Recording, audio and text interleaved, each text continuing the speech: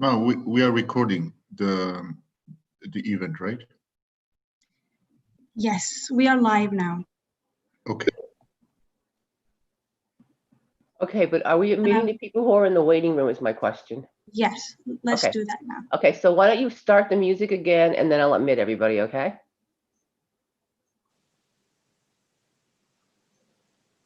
Okay. Does that work? Yes. Yes. Yes. Okay. Thank you.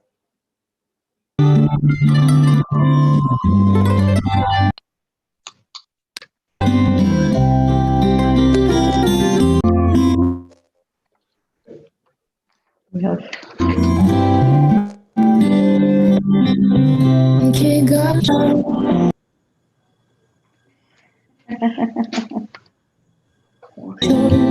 in Hanoi. Good morning. Hello?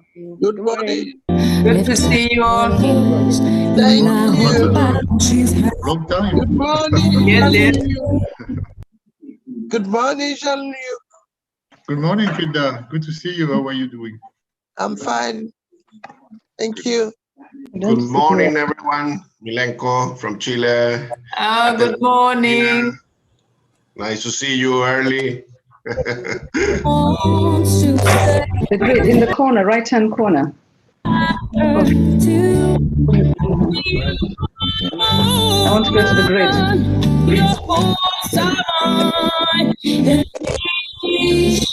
I told you I don't need any of you now. Just give me my computer. I can do this. You let me do it for 2 months. No, it's the same.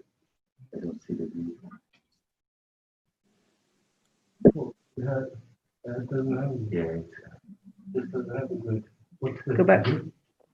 Go back. Okay, now I'm out. Here's your reminder. Vitamin D, A, hormone.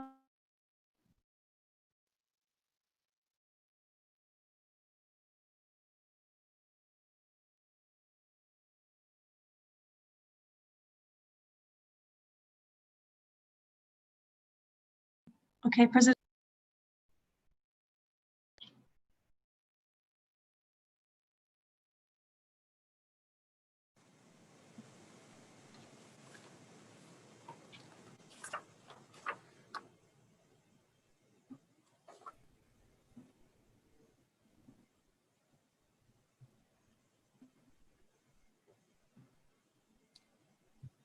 Asma, are we ready to go? Yes, Mr. President, we are. Yes, we're ready to go. Please start. Excellencies, distinguished delegates, good morning, dear friends. I am Jukka Salovaara, the President of the UN Women Executive Board and permanent representative of Finland to the United Nations. It gives me great pleasure to chair this celebratory side event today for the 10 years anniversary of UN Women. It is a great moment. I am proud to be here in my capacity of the President of UN Women Executive Board, together with Ms. Phumzile Mlambo-Ngcuka, Executive Director of UN Women. It is a privilege to chair UN Women in this year of great milestones for gender equality.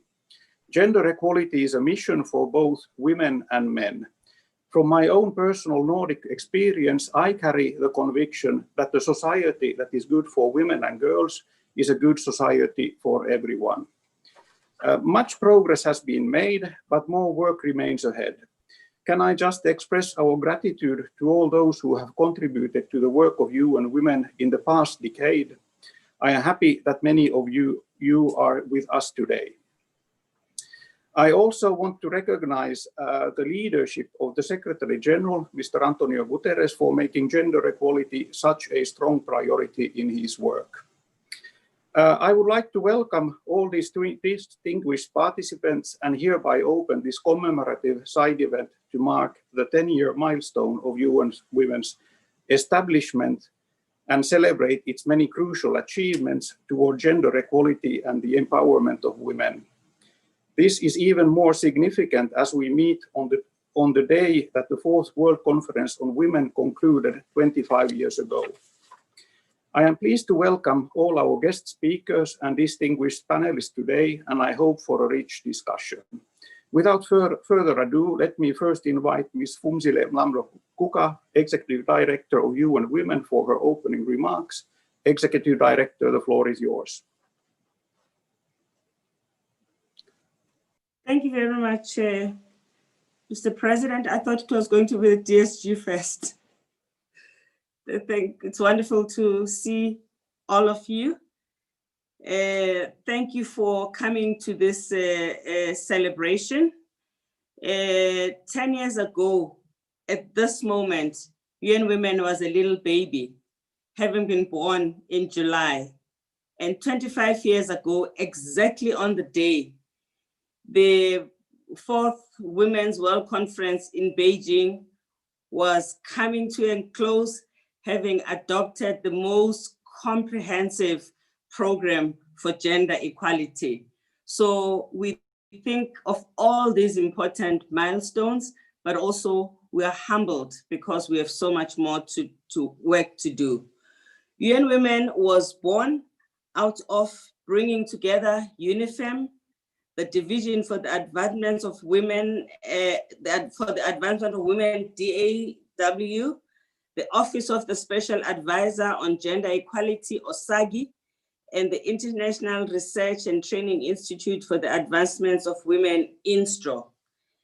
In many ways, we had to build the ship while we were riding it. And we have learned a lot as we've been riding through turbulent waters. I truly want to thank my predecessors for the fantastic work they did to lay the stone, which made it possible for me to arrive in an institution that already was trying to stand on its feet.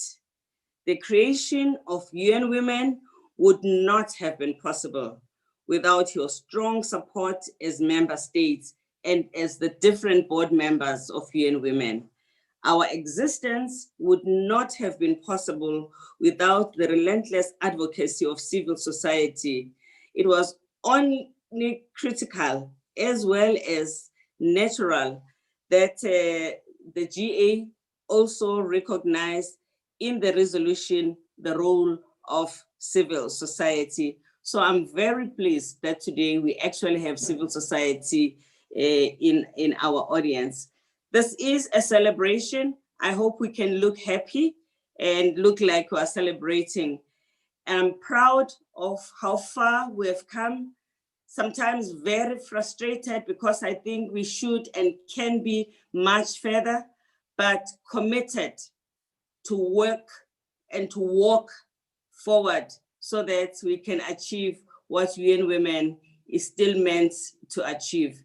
Thank you for your much needed support into the future. Thank you so much, Executive Director. Next, it is my great pleasure to hand over to the moderator of the first segment, Ms. Jane Anika Dorothy, Executive Director of the Green Congress of Kenya, member of the Beijing +25 Youth Task Force. The segment is entitled The Promises of UN Women's Creation, Successes and Challenges over the Last 10 Years. Anika, the floor is yours, please. Thank you very much. Your Excellencies, all protocols observed. Greetings to you all, wherever you are in the world. My name is Anika JD, and I serve on the Beijing +25 Global Youth Task Force. I feel both privileged and honored to speak before you all today and moderate this high-level panel. It is a testament to the principle and tenets of generation equality, the commitment to intergenerational co-leadership, and centralization of youth participation in leadership. As such, without further ado, I now delve into our amazing panel in commemorating UN Women at 10. Our first panelist is Michelle Bachelet, High Commissioner for Human Rights, former President of Chile, first Executive Director of UN Women 2010 to 2013. You were the first Executive Director of UN Women. Please tell us, What were your expectations when you arrived to take on the job? Was UN Women and the world ready for the first UN agency fully dedicated to gender equality? And after leaving UN Women in 2013, what were your hopes for the entity and where would it go? And lastly, have you found that these hopes have been realized? Michelle Burnett, welcome. Thank you, Annika. Very happy to be here in this commemoration of the 10 years of UN Women. Of course, it was and to say thank the ambassadors, the excellencies, and of course, my dear colleague Funsile. It was a great honor for me to be appointed as the first executive director of UN Women. Because, I mean, before, as Funsile mentioned, there were other entities working on women's rights and gender equality and women's empowerment. So it's not that nothing was done before we arrived, but of course it was the first opportunity where then there was a resolution of the General Assembly, and of course linked to the decision also of the Secretary General at the time, but also of a full work of feminist movements, civil society organization, grassroots organization, trying to convince member states to create this new entity fully dedicated to gender equality. So we knew that it was going to be a challenge, but on the other hand, it was a huge opportunity, and everybody had great expectations. And I think that the mainstreaming mandate given to UN Women provided an unprecedented opportunity to firmly place gender equality at the heart of multilateralism in a way that could promote dialogue, that could mutual learning, and more effective and evidence-informed assistance to member states and other stakeholders, but also as a greater accountability for women's and girls' human rights. We expected greater attention to gender equality in critical discussions on global challenges from climate, conflict, or migration. And of course, this year we not only are celebrating the Beijing Plus 25, but this year we're going to celebrate peace and Resolution 1325 of peace and security and women in November. So the question is, was the world and the UN ready for this? Well, I think there's not a one single answer. It's yes and no. Because on one hand, there was political willingness. There was the possibility to convene all member states to have this resolution that gave birth to UN Women. And in the sense of understanding that the priority attached to gender equality should be higher. But of course, that not everybody understood the deep transformation that requires. And paradoxically, even if gender equality as a value was and is overwhelmingly supported, I would say the real implementation on how you ensure women's rights and girls' rights is not there yet. So I would say in many places it was seen like a foreign idea or that counter to tradition. Even some people feel it's unjust. So, but I would say that on the balance, there was ample space to achieve change and progress. One thing that I learned though is that I was thinking that, and I want to talk to member states about talking about women's rights. And then I realized that this course only on women's rights would not convince them. So I had to start saying, this is the right thing to do, and find the arguments to tell them this is the smart thing to do. So I also learned how, and this is helping me now as well in the human rights position. You asked me there where were when I left, what were my hope for the entity and where it would go. And of course, I only wanted the entity to continue making the best possible job so women's rights and opportunities and gender equality and empowerment could continue advancing. And I left with a heavy heart, UN Women. It was a privilege for me to lead an organization in the first 2 years of existence, but also to work with an extraordinary group of very talented, committed, and passionate colleagues to be able to shape its vision and the priorities. And I left with this high hopes that UN Women would be able to take forward that vision and to inform and to influence critical agendas such as the 2030 agenda. And even though the organization at the beginning really struggled to get the required resources, and even if the past 10 years have seen huge global challenges, my hope had not been disappointed. Because in only 10 years, UN Women has not only brought greater coherence to the UN work on gender equality, both Ban Ki-moon at the time and now Secretary General Antonio Guterres had put not only to work on the world, but internally also to ensure that the gender parity in all important levels at the organization. I think it has elevated to an unprecedented height gender equality. The voices of women and girls and their organizations are better understood and heard more widely. There are unparalleled efforts to generate greater accountability for integrating gender in the work of all UN entities. And I think the UN leadership is consistently very vocal on women's human rights. And also there have been developed innovative partnership with member states, with civil society, with the private sector for the promotion of gender equality. There is stronger data and analysis available on the relations between gender equality and virtually all other kind of agenda on which the system works. And of course, there have been a lot of programmatic efforts to promote women's rights and that could be multiplied. But having said that, the road to gender equality is still long. But I'm confident that UN Women and all of us who are really allies and colleagues, but also in particular allies like youth, like you represent, Annika, and also feminist groups and movements will help the UN system find new strategies to press forward towards goal and see how we can accelerate progress.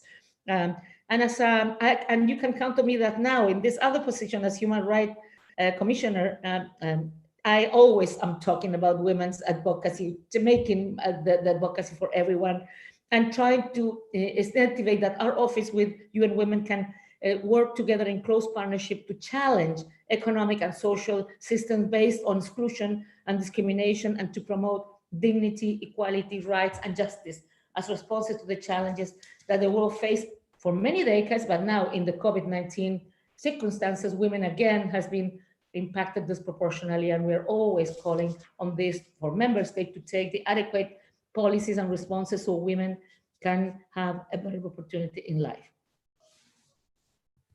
Thank you very much for that passionate presentation. I think most of us agree with the sentiments, that you present. So I am going to quickly move on to Madam Ambassador Marjon Kamara, who is the former ambassador of Liberia to the United Nations, the former Minister for Foreign Affairs of Liberia, and the chair of the Commission on the Status of Women in 2012-2013. So I have two questions for you that I'll ask in two bits. As the chair of CSW in 2012-2013, you presided over two significant sessions of the Commission. The 56th session on the empowerment of rural women ended without an outcome. The 57th session on ending violence against women was a difficult session. Until the end, you played a very key role in ensuring its success. What have you learned from one session to the next to ensure a successful outcome? And what has the UN Women's role been in supporting you? Welcome.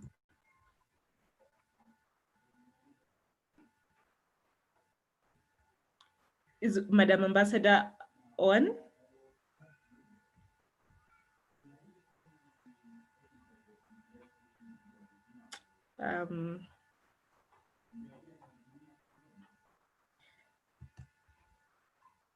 I can't seem to see her on. Marjon Kamara. Well, I'm going to move on to the next speaker as she sets up her sound and everything. So moving on to our next panelist, Sharon. I see Sharon online. So Sharon Bagwan-Rolls is the co-chair she's the co-chair board of directors of the Global Fund for Women. She's also the board chair for the Global Partnership for the Prevention of Armed Conflict and International Steering Group Gender Liaison and GPPAC Pacific Regional Representative. So I have two questions for Sharon as well. Sharon, you were part of the GEAR campaign, which helped to create UN Women. Can you describe the process that the women's movement undertook to advocate for the creation of UN entity for gender equality? And what were the success factors from your opinion, in your view? Sharon. Thank you, Annika, and greetings to everybody from Fiji in the Pacific Island region. It was very relentless, to use Punzile's term. 13 years after the Beijing conference on the GEAR campaign, the Gender Equality Architecture Reform Campaign, drew together a global movement of over 300 women's rights and social justice groups to tackle the institutional arrangements of the Beijing Platform for Action. As a young woman at the Beijing conference in 1995, I think we learned very quickly that while we had the 12 critical areas of concern, we also had to address the institutional arrangements. So look at the back of the book to see how do we move these commitments into transformative action. So it was a very comprehensive, multifaceted strategy at the global, regional, and national level, with a strong voice for a stronger, single, fully resourced women's entity at the United Nations. And for me, being part of the GEAR campaign, it really demonstrated the feminist movement in action. Collaborative advocacy, mobilizing hundreds of activists, women's groups and allies all across many regions to push for the adoption of what we envisaged as this new UN entity for gender equality and women's empowerment. So we were working at many different levels to get UN member states and the UN Secretariat approval for the creation of UN Women. And we were also working to strengthen, I think there was one focus on the entity, but also looking at the need to strengthen the UN's capacities on gender equality and women's rights, and to look at how to get the resources that were needed to make the work happen. And at the same time, to ensure there was better coherence, more effectiveness, and of course, implementation at all levels. You asked me, Annika, what are the success factors for me? I think the first and foremost is the accountability. At the end of the day, we can have so many commitments, as I said, but what we need are the institutional arrangements, not only at the UN level in New York, but I think more and more closer to home to where the women are, at the national level, at regional level as well, so that, you know, we can see the accountability to the rights, freedoms, and human security for women, young women, and girls. So that giant step was obviously the resolution. That was one success. Another success for me was for the Pacific Island region as well. I think because the GEAR campaign really brought home the issue of these institutional arrangements, it was really important to see the opportunity to be that conduit between the institutional arrangements and women, and to bring light to issues that we felt very strongly about for the region as well. So while we were looking at the creation of the entity, we were also looking at the content as well. Peace and security, the climate crisis, obviously violence against women as well, media and communications.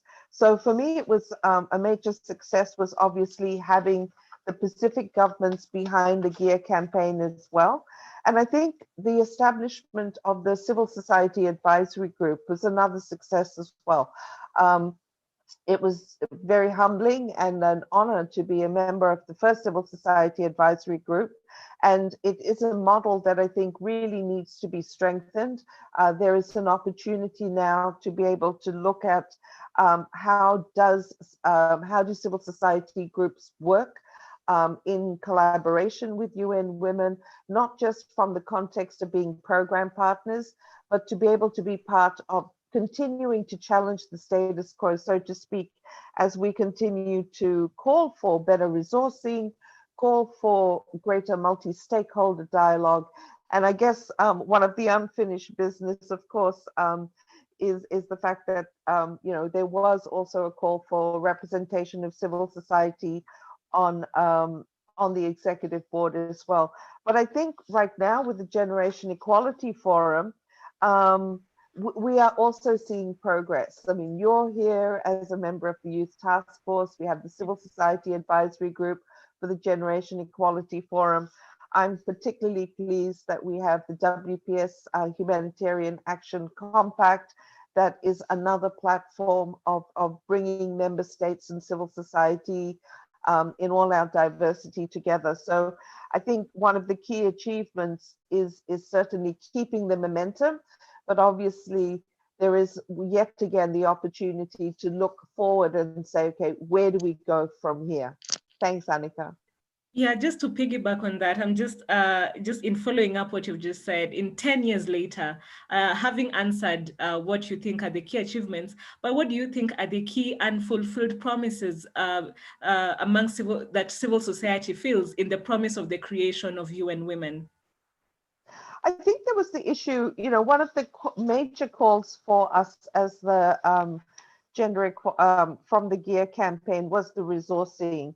There was the resourcing target of $1 billion for UN Women. And I think that remains a critical challenge, because if UN Women is not resourced substantively, it is in a sense sometimes seen to be competing with program funding with the feminist movement, with women's civil society. And when you're having to spend a lot of time fundraising, you're not then focusing also on the need to engage in being the conduit, in bringing feminist groups, women's civil society, to connect with member states, to connect with the UN system.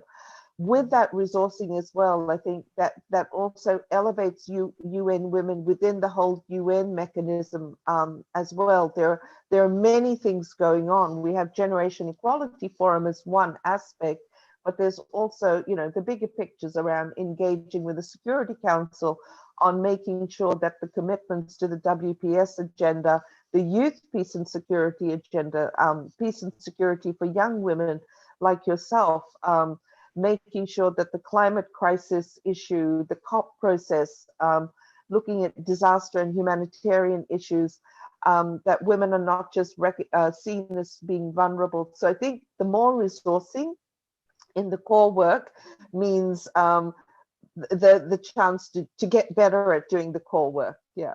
Right. Well, thank you very much, Sharon. That was very informative in just bringing together the vision of civil society and UN Women as it is now 10 years later.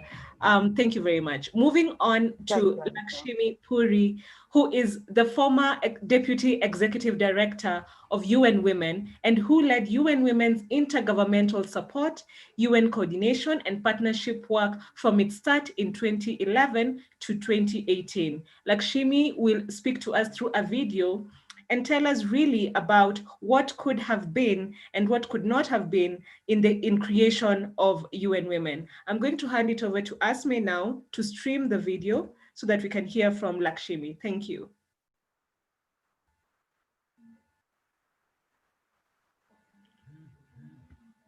Me to speak on the auspicious occasion of the 10th anniversary of the founding of my beloved UN Women. We started it as the Great Hopes Are Rising enterprise for women and girls everywhere. 10 years on, we continue to kindle a fire in their belly, among them to claim and realize their human rights. We enable millions of men and women, institutions and leaders everywhere to value, own, and invest in gender equality within their families, communities, and as a national and global public good essential to achieve other critical public goods. We have made leaps in global norms and standard setting on gender equality, on key pulse points of economic empowerment, voice participation and leadership, and ending violence against women. We reinforced the motherboard of gender equality and women's empowerment, norms and standards, and pushed the frontiers, including in contested areas like sexual and reproductive health and rights. We ensured it is an end in itself and mainstreamed into every area of UN's projects for humanity in the 21st century: peace and security, human rights, sustainable development, and disaster.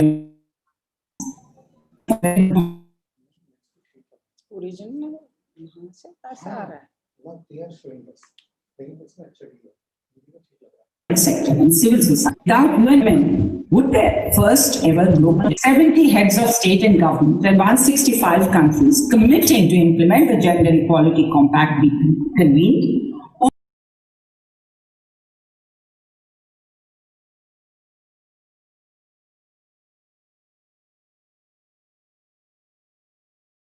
On achieving gender equality and empowering all 25 reviews taken place and path-breaking gender equality resolutions in the UNGA, UN Security Council, CSW, ECOSOC and other UN bodies become gold standards? Would Rio Plus 20, Paris Climate Change Agreement, Financing for Development Agreement, global agreements, would they have been engendered?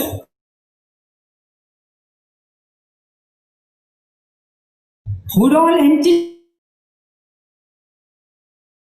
of the UN system have made the Gender Equality Compact an integral part of their missions and be held accountable to deliver for women and girls through innovative UN swap, UNCT swap, Young Way, gender parity pacts? Would the private sector have committed to WEPs and SDG 5 implementation and stock exchanges globally rung the bell for gender equality? Would the women's movement got unprecedented support and ballast and public opinion influence through he for she, Step It Up for Planet 50/50 advocacy campaigns and people's marches? That's the difference we have made, and I'm proud of it. The 10th anniversary challenge for UN Women is how to have more hands and feet on the ground and move faster towards the 2030 destination. In this 75th year of the UN and 10th year of UN Women, the product of UN reform, which it is, let us resolve to give UN Women what UNSG says the UN lacks for becoming the revolutionary force it's destined to be: scale, ambition, and teeth. Dear UN Women colleagues, women rights activists everywhere, you have climbed mountaintops and lifted women and girls out of valleys of despair. Your mission may have appeared impossible at times, but look back with satisfaction. It has been an extraordinary achievement against all odds. So I seize this moment of stronger, invigorated entity that can conquer the world for gender equality and help achieve SDG 5. Why we started. It's for the magnificent transformation into a world of gender justice where UN Women will not be needed anymore. Thank you. Thank you for inviting me to speak on the... Well, thank you so much, and thank you so much, Annika, for moderating this segment.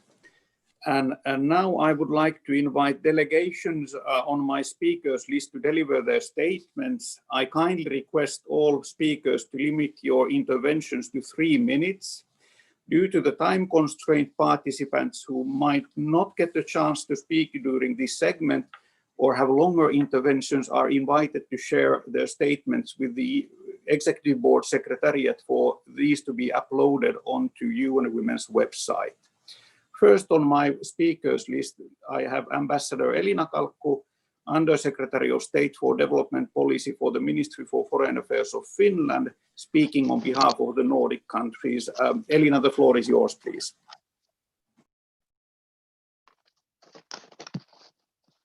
Thank you very much, Jukka. The camera is not working. It's been closed from that end, but I hope the micro works. Madam Executive Director, Mr. President Jukka, Your Excellencies, I have the pleasure to deliver this statement on behalf of the Nordic countries, Denmark, Iceland, Norway, Sweden, and my own country, Finland. We are happy and proud to be here today to celebrate UN Women's 10th anniversary. In the first decade, UN Women has been able to raise awareness on gender equality and the importance of full enjoyment of human rights by all women and girls at global, regional, and country levels. UN Women has been successful in strengthening global frameworks. SDG 5 on gender equality would not exist without UN Women, and UN Women ensures that gender equality and empowerment of women and girls are at the heart of all activities and work of the United Nations, including the UN reform. The UN Women has shown true leadership in normative work globally, improved the status and lives of women and girls through its operative action, and tackled difficult crisis situations like the ongoing pandemic. And UN Women provides much needed gender analysis with sex disaggregated data and statistics for evidence-based decision making. Furthermore, UN Women's ability to support women's movement and coalition building in peace and security efforts has been invaluable. In order to achieve gender equality, we need leadership and involvement of everyone, combined with strategic investments. During these unprecedented times, the Nordic countries are committed to mainstream a gender and human rights perspective into all aspects of our international COVID-19 response in building back better and greener and leaving no one behind. In this, our partnership with the UN Women is of pivotal importance. We want to commend UN Women for raising awareness on gender-based violence, which is a shadow pandemic actually, and we need to pay particular attention to sexual and reproductive health and rights. Today, we congratulate UN Women for reaching its target budget of $500 million, but remain concerned on the level of core financing and the insufficient amount of funds in comparison to the needs and targets, which causes uneven results in programming and country level and limits the UN Women's capacities in fulfilling its triple mandate, especially UN-wide gender equality coordination. Dear Madam Executive Director, you can count on our support, both political and financial, in the implementation of the Beijing Platform of Action and embarking onto the Generation Equality and its action coalitions. We wish to also express our deepest appreciation to all the dedicated UN Women staff. They perform their tasks in challenging circumstances, both in the field and at the headquarters. Once again, congratulations to UN Women and all the best to the next decade. Thank you very much. Thank you so much, Undersecretary. And next on my list, I have a regional statement on behalf of the African group delivered by Ambassador Victoria Mangay-Sulimani of Sierra Leone. Dear colleague, the floor is yours. Thank you, Mr. President, and I stand on existing protocol. I'm delivering this statement on behalf of the African group. Africa recognizes UN Women as the global champion for women and girls empowerment, including their socio-economic dimensions. We warmly congratulate the Executive Director, Madam Phumzile Lambo Nguka, and all members of staff of UN Women for their dedication to equality between men and women and the empowerment of women and girls globally. Africa recalls UNGA Resolution 64289, wherein we reaffirmed our collective commitment to improve the lives of women and girls worldwide by replacing the then 4 entities with the present 1 UN Women. We vividly recall the words of the then UN Secretary General, Mr. Ban Ki-moon, where women are educated and empowered, economies are more productive and stronger. Where women are fully represented, societies are more peaceful and stable. Building on that promise, UN Women has continued to coordinate and promote the UN system's work in advancing gender equality and the empowerment of all women and girls. The entity has assiduously positioned gender equality and the empowerment of women and girls as fundamental to the attainment of the SDGs. We thank UN Women for the commendable work they do for women, particularly their efforts and enthusiasm to uphold the empowerment and protection of our women and girls in Africa. Mr. President, the AU declared the decade 2010 to 2020 as the African Women's Decade, the same year the UN Women was established. This regional initiative added more value to UN Women's perspective on improving the status of women and girls on the continent. The African Women's Decade, the AU's implementation framework, was set up to advance gender equality and the empowerment of women and to accelerate the implementation of global and regional decisions on gender equality and women's empowerment. We indeed record the words of the former president of Malawi, Dr. Joyce Banda, and I quote, "The potential of the African continent is intrinsically linked with the potential of its women, and we must work together to ensure that this potential is realized," end of quote. Africa has so much potential, Mr. President. Our continent is home to some of the world's fastest growing economies and offers an exciting frontier for business looking for growth and new markets. The continent has a young, rapidly expanding population. Women should be more involved in this journey towards Africa's prosperity. The time has come, Mr. President, to step up effort to bring more women into Africa's promising future. You and women can play a key role in this direction. We are encouraged by the significant progress they have achieved so far through sustained collaboration and cooperation with the African member states. Through close partnership with UN Women, we have witnessed greater integration of gender mainstreaming into national policies, plans, and programs in Africa. This contagious enthusiasm of UN Women continues to influence governments and other partners globally to take additional actions to bridge the gender data gap and to bring more realistic picture of gender dimensions in their responses to make them more effective for women and girls.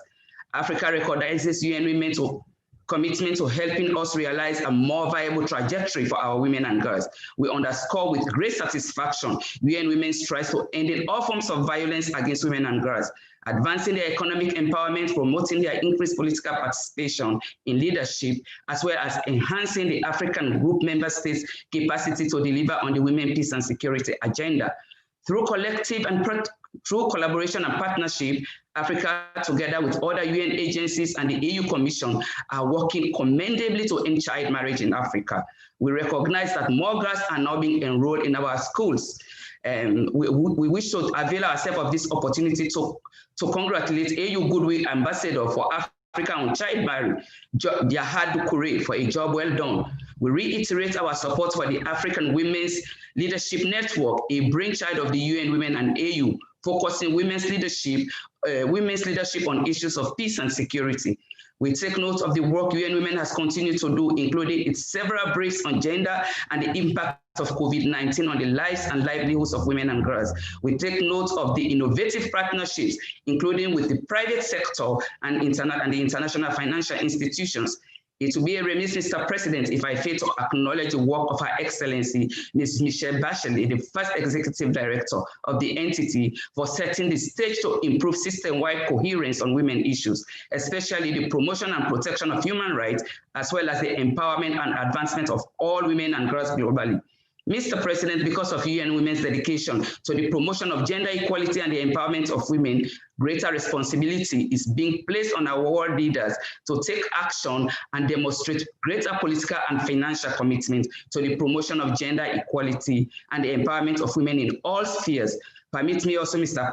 President, to extend our gratitude to the current executive director of UN Women, a woman of dedication and integrity, who during the International Women's Day this year said, "We are mobilizing to realize women's rights and to make 25 years of implementing the Beijing Platform for Action." Thank you, Madam Executive Director. Your dedication is inspiring. Mr. President, Africa has no doubt made significant progress in advancing gender equality in both work and society. Although there has been an existence of strong, progressive, and articulated global and continental policies, strategies, and action plans on gender equality for women and girls, there remain standing barriers to achieving gender equality in Africa. As we start a new decade, Mr. President, we request UN Women to strengthen its partnerships, particularly with Africa, for the effective implementation of the goals set for the entity since its inception in 2010. There is a need for collective and quicker action to accelerate the empowerment of women and girls, not only on the continent, but also globally. There is also a need to influence the fiscal stimulus packages in our countries to ensure they have gender lens. Therefore, we are happy that UN Women is developing new partnerships with IFIs and other financing and others on financing gender equality to push this agenda forward. We look forward to hearing more of this in the next strategic plan. To conclude, Mr. President, I wish to remind everyone that this pandemic has exponentially increased the already existing hardship on women, on women's lives and livelihoods, especially those women in Africa. We therefore call for prompt action to respond to the needs of the world's women and girls.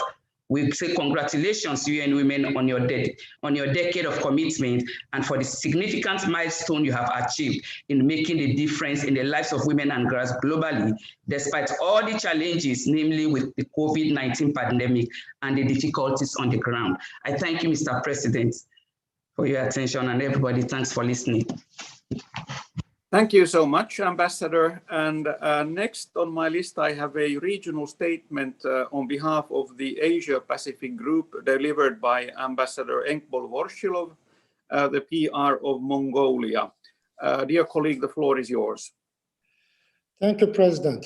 So, Mr. President, Madam Executive Director, distinguished members and observers of the Executive Board, I have the honor to speak on the behalf of the Asia-Pacific Group.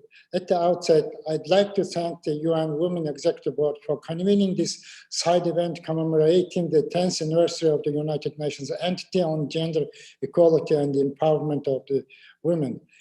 At this conception, UN Women was expected to deliver on SDG 5 on gender equality and empowerment of women through its normative and analytical functions, as well as policy advisory and programming roles.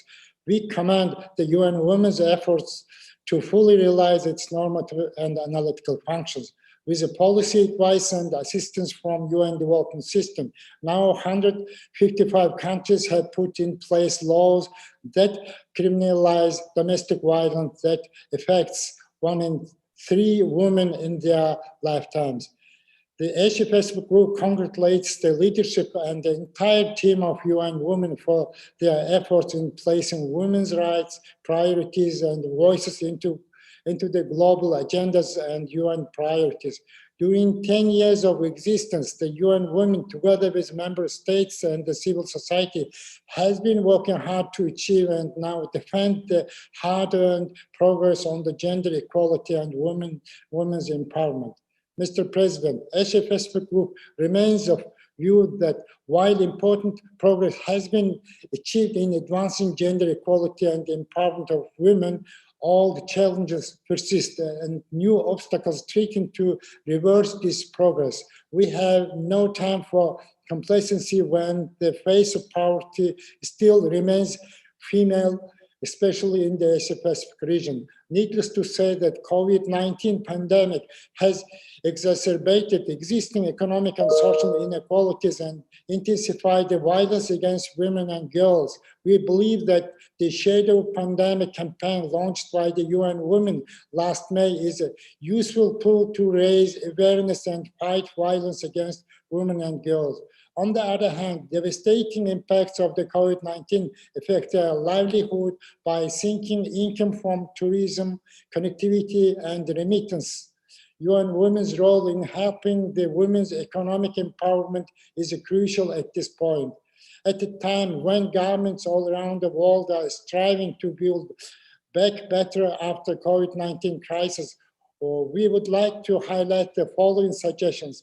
First of all, the international community must commit to address critical needs for women's health and essential workers, promote gender equality, and ensure recognition of vital role of women should play in response and recovery. In this regard, the need for UN Women to deliver effectively on its triple mandate is more urgent now than ever.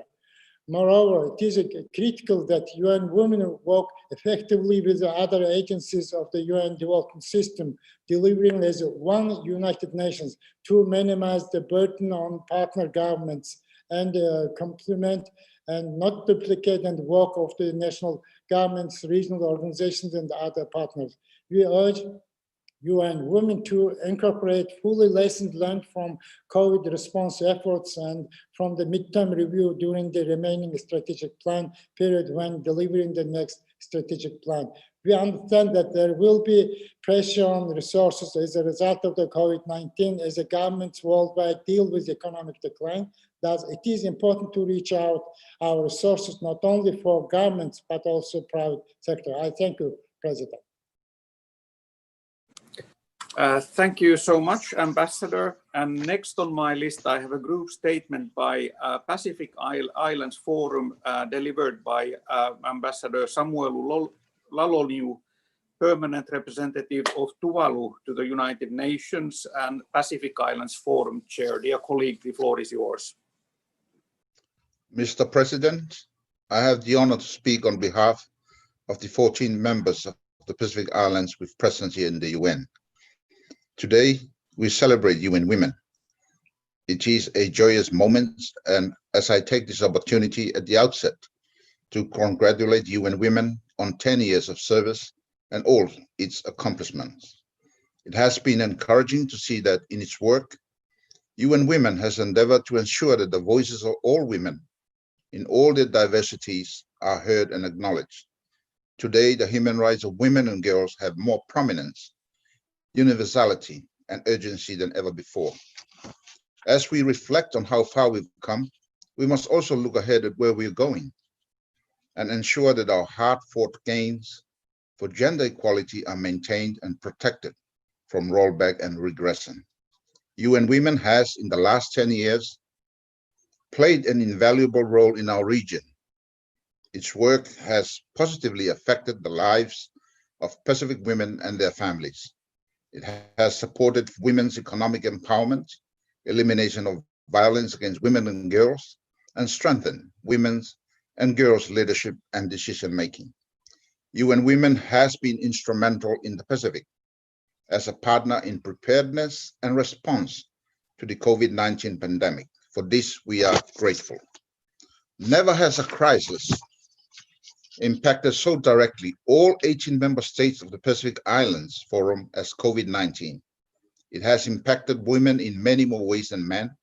In fact, following the first cases of COVID-19 in the Pacific, we were beset by 2 cyclones, destroying homes and infrastructure in several of our countries, creating a shortage of clean water and further complicating sanitation issues, thus further exacerbating the challenges that our women and girls face on a daily basis.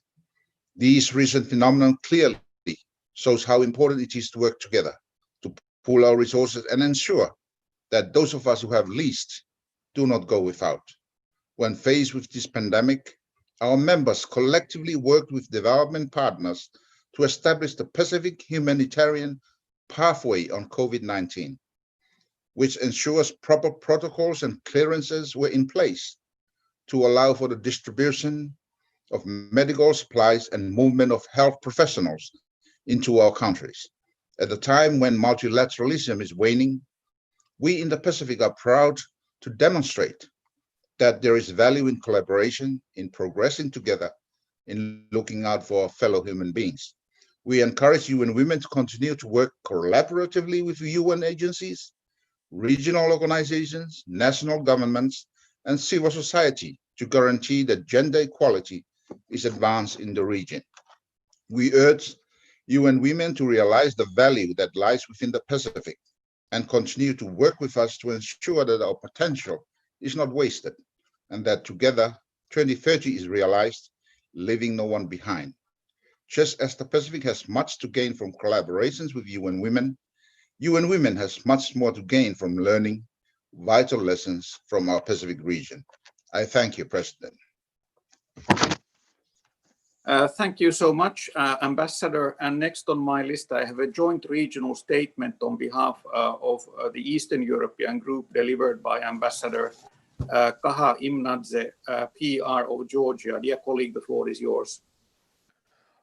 Thank you very much, Jukka. I have the honor to deliver this statement on behalf of the group of the Eastern European states. It is my pleasure to congratulate the United Nations Entity for Gender Equality and the Empowerment of Women, UN Women, on its 10th anniversary on behalf of the group of Eastern European states. This historic merger of the 4 entities of the UN system responsible for supporting gender equality and the empowerment of women and creation of UN Women through the General Assembly resolution from 2nd of July 2010 marked a landmark moment in accelerating efforts to promote gender equality and empowerment of women worldwide. This year is the key for UN Women's mandate, as in conjunction with its 10-year anniversary, we also celebrate the 25th anniversary of the Beijing Declaration and Platform for Action with a dedicated high-level meeting on the 1st of October, and the 20th anniversary of the Security Council Resolution 1325 on women, peace, and security. These milestones provide opportunities to reflect on the advances and remaining challenges on gender equality and the empowerment of all women and girls, and to further deliberate on the ways to accelerate progress to bridge the gaps. The establishment of UN Women was a historic step to accelerate support by the United Nations to promote gender equality and the empowerment of all women and girls globally. We commend UN Women for all its support to the Commission on the Status of Women and the Women, Peace and Security agenda of the UN Security Council. UN Women contribute significantly to the strengthening and implementation of a comprehensive and dynamic set of global norms, policies, and standards on gender equality and the empowerment of all women and girls. The last decade has been one of strong voices that led to strengthened political commitment to gender equality and the empowerment of all women and girls. In many places around the world, visible progress has been achieved through the adoption of equality and no discrimination legislation. Female literacy has improved and life expectancy of women has increased.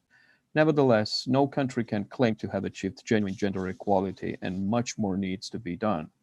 Globally, one in three women has experienced violence. At least 200 million women and girls have undergone female genital mutilation. 131 million girls are left without primary education. Child marriage remains widespread. Challenges regarding access to health, including sexual and reproductive health, persist. Men still dominate the decision-making position. In these circumstances, we reaffirm our strong support to the gender equality and empowerment of all women and girls, including through further strengthening the UN Women's role, as well as our national policies and international cooperation in this sphere. Finally, we highly appreciate the efforts of UN Women in continuing to support gender equality and empowerment of all women and girls in the context of the COVID-19 pandemic, and emphasize the importance of their efforts to alleviate the disproportionate socioeconomic impact of the pandemic on women and girls. I thank you. Thank you so much, Ambassador. And next on my list, I have a regional statement on behalf of 20 WEOG member states delivered by Ambassador Desiree Schweitzer, Director General for Development Cooperation and Humanitarian Assistance at the Austrian Federal Ministry for Europe and International Affairs.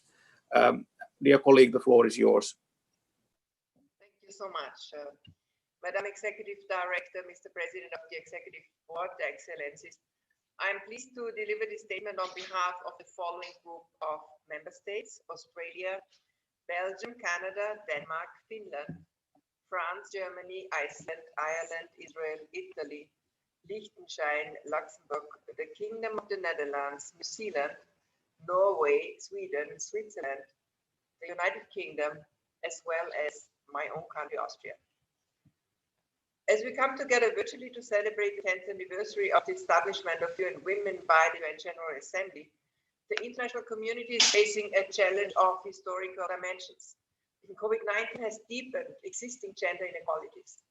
Women played and still play a major role as first responders to COVID-19, while at the same time being disproportionately hit by the social and economic impacts of this global pandemic. Women and girls are confronted with increased levels of gender-based violence, including domestic violence, and have to disproportionately shoulder the burden of housework and caring responsibilities. We are facing an unequal shadow pandemic, and we should catalyze all efforts to uphold progress we have achieved on gender equality and women's empowerment. Therefore, we commend the steadfast commitment of UN staff who have continued to assist vulnerable populations during the pandemic under challenging conditions.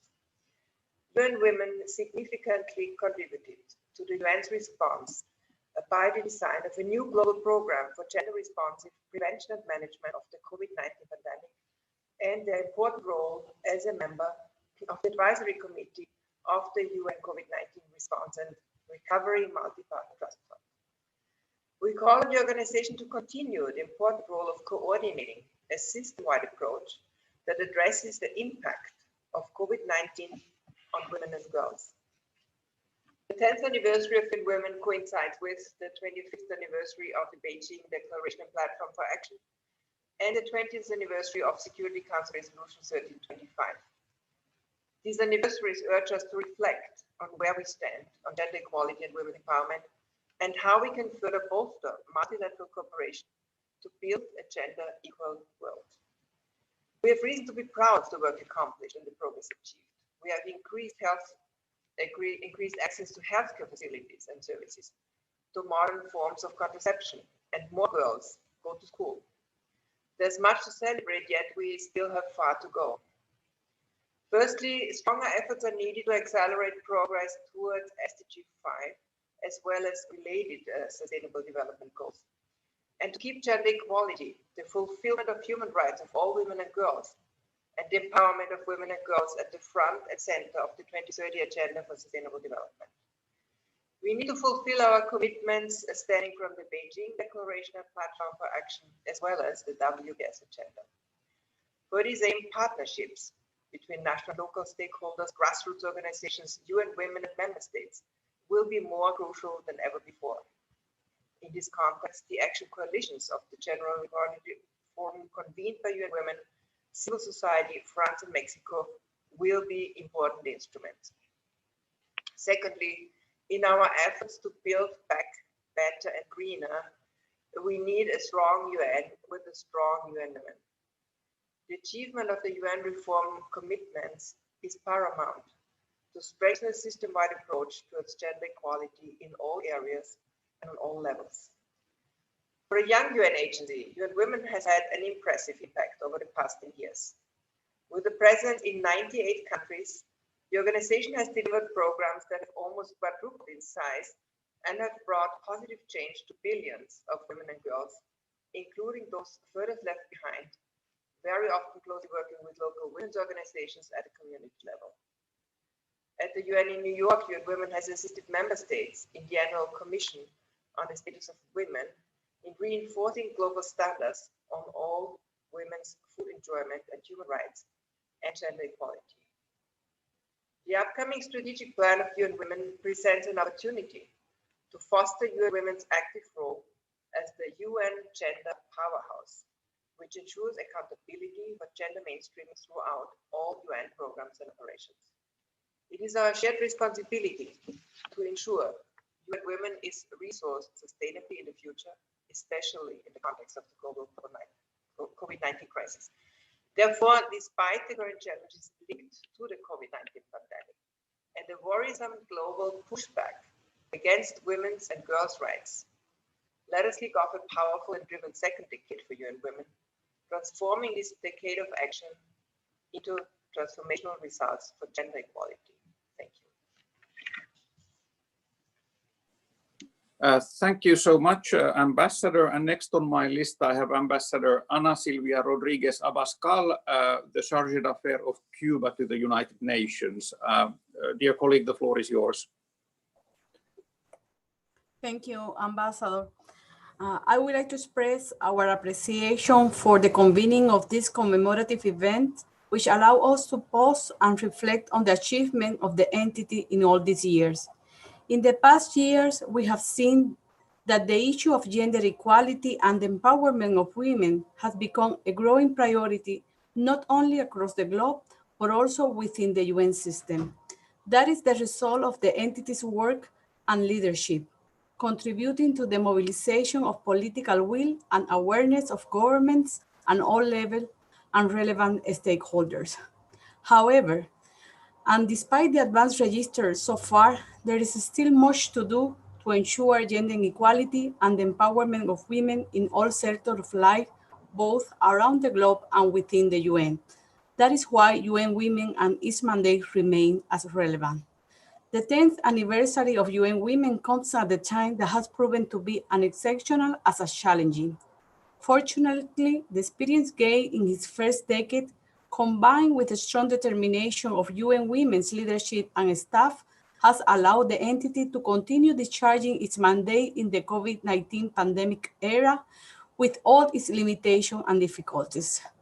If the work of the UN Women was already crucial before the pandemic, it is now indispensable and will continue to be so. COVID-19 has been very eloquent in showing the gender disparities that persist around the world. The pandemic is having major socioeconomic consequences for all societies, in particular for women and girls.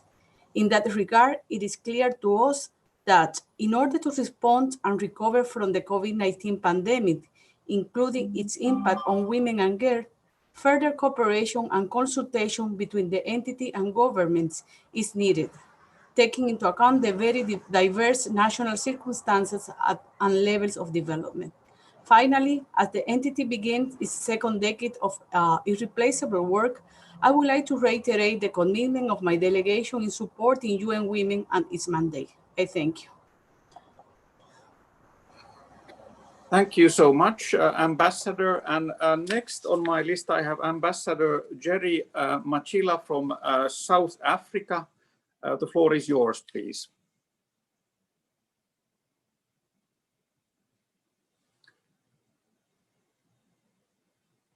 It seems that we may not have the Ambassador of South Africa online, so I think that we need to move on, and I thank the distinguished delegates for their interventions on this first exchange. And now I would like to introduce an inspirational video marking UN Women's 10th anniversary.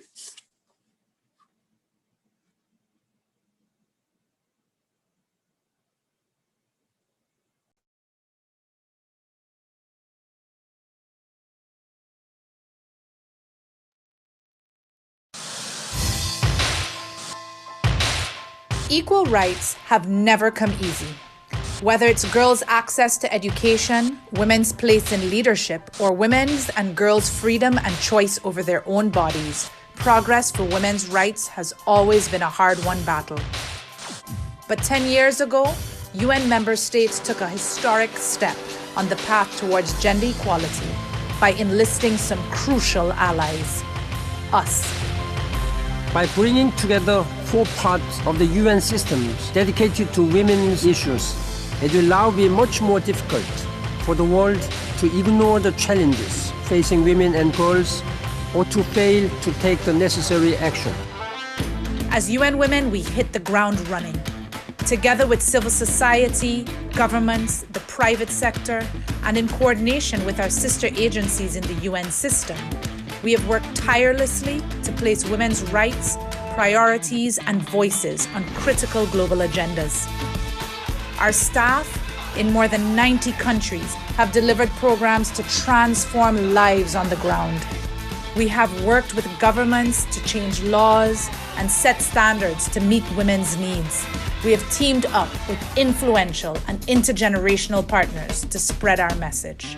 We have engaged men and boys to create a united force for gender equality. And thanks to our work with governments and numerous partners over the last decade, we have seen true progress. More than 2 billion women benefit from better national policies to fully participate in the economy. More than 1.5 billion women and girls enjoy enhanced legal protections and higher quality services to address gender-based violence. More than 25 countries have reformed their constitutions in support of women's political participation. We need big, bold steps, not incremental steps.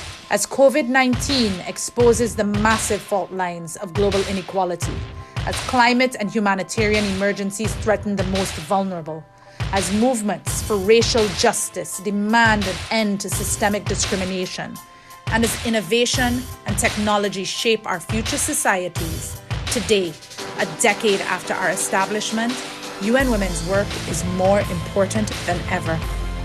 Women and girls need an ally and a champion to take on the unfinished business of gender equality. Equal rights have never come easy, but we've been standing alongside women and girls in this fight for 10 years, and we're ready for the next 10.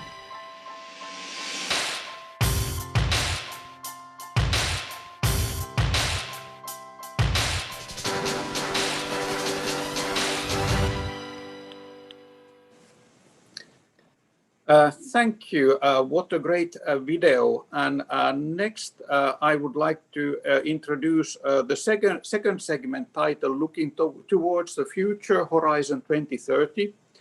This segment reflects on key priorities for UN Women for the coming years as it starts the process of developing its new strategic plan and propose solutions on how to address the shortcomings going forward. It is my great pleasure to invite Ms. Amina Mohammed, Deputy Secretary General of the United Nations, for her keynote address. I want to thank you for your commitment to gender equality and being with us this morning. And many thanks for ensuring that the UN development system performs well in these sort of difficult times. We really appreciate your work and thank you personally for being with us here today. But without further ado, the Deputy Secretary General, the floor is yours. Thank you very much, Mr. President. Excellencies, our distinguished delegates and friends. I'm really honored and very excited to be here today with you to mark the 10th anniversary of the creation of UN Women. And I'd like to thank you, Ambassador Salovar, for your leadership and the commitment to really take UN Women to another level. Thank you so much. But I'm also pleased to see today some of the women who have directly shaped UN Women from the outset and helped to take it where it is today. It was wonderful to see that panel, and a special greeting and recognition to my sisters, Pomzilia, of course, who is our hero, Michelle, Marjan, Sharon, Lakshmi, and of course, Allah will come in at the end. And it's wonderful to see Marjan. I haven't seen her for so long. I wish Lakshmi was not on video, but you know, these are wonderful women who have become role models for us in the United Nations system. So my sincere congratulations to all of us. Within the United Nations family, I think it's really important to underscore UN Women at 10 has established itself as a strong voice for gender equality and women's rights. It's been informing, educating, pushing all parts of the system to do more to achieve the aspirations of Beijing. We've already heard much about many of the UN Women's landmark achievements at the global, national, and local level. But let me highlight a few that stand out in its short history.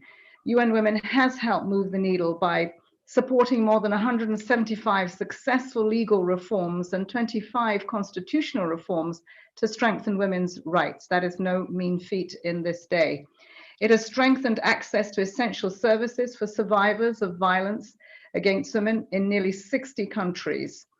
It has deployed 130 experts to investigate conflict-related sexual violence, including secondments to every single UN Commission of Inquiry since 2010, national courts, and the International Criminal Court.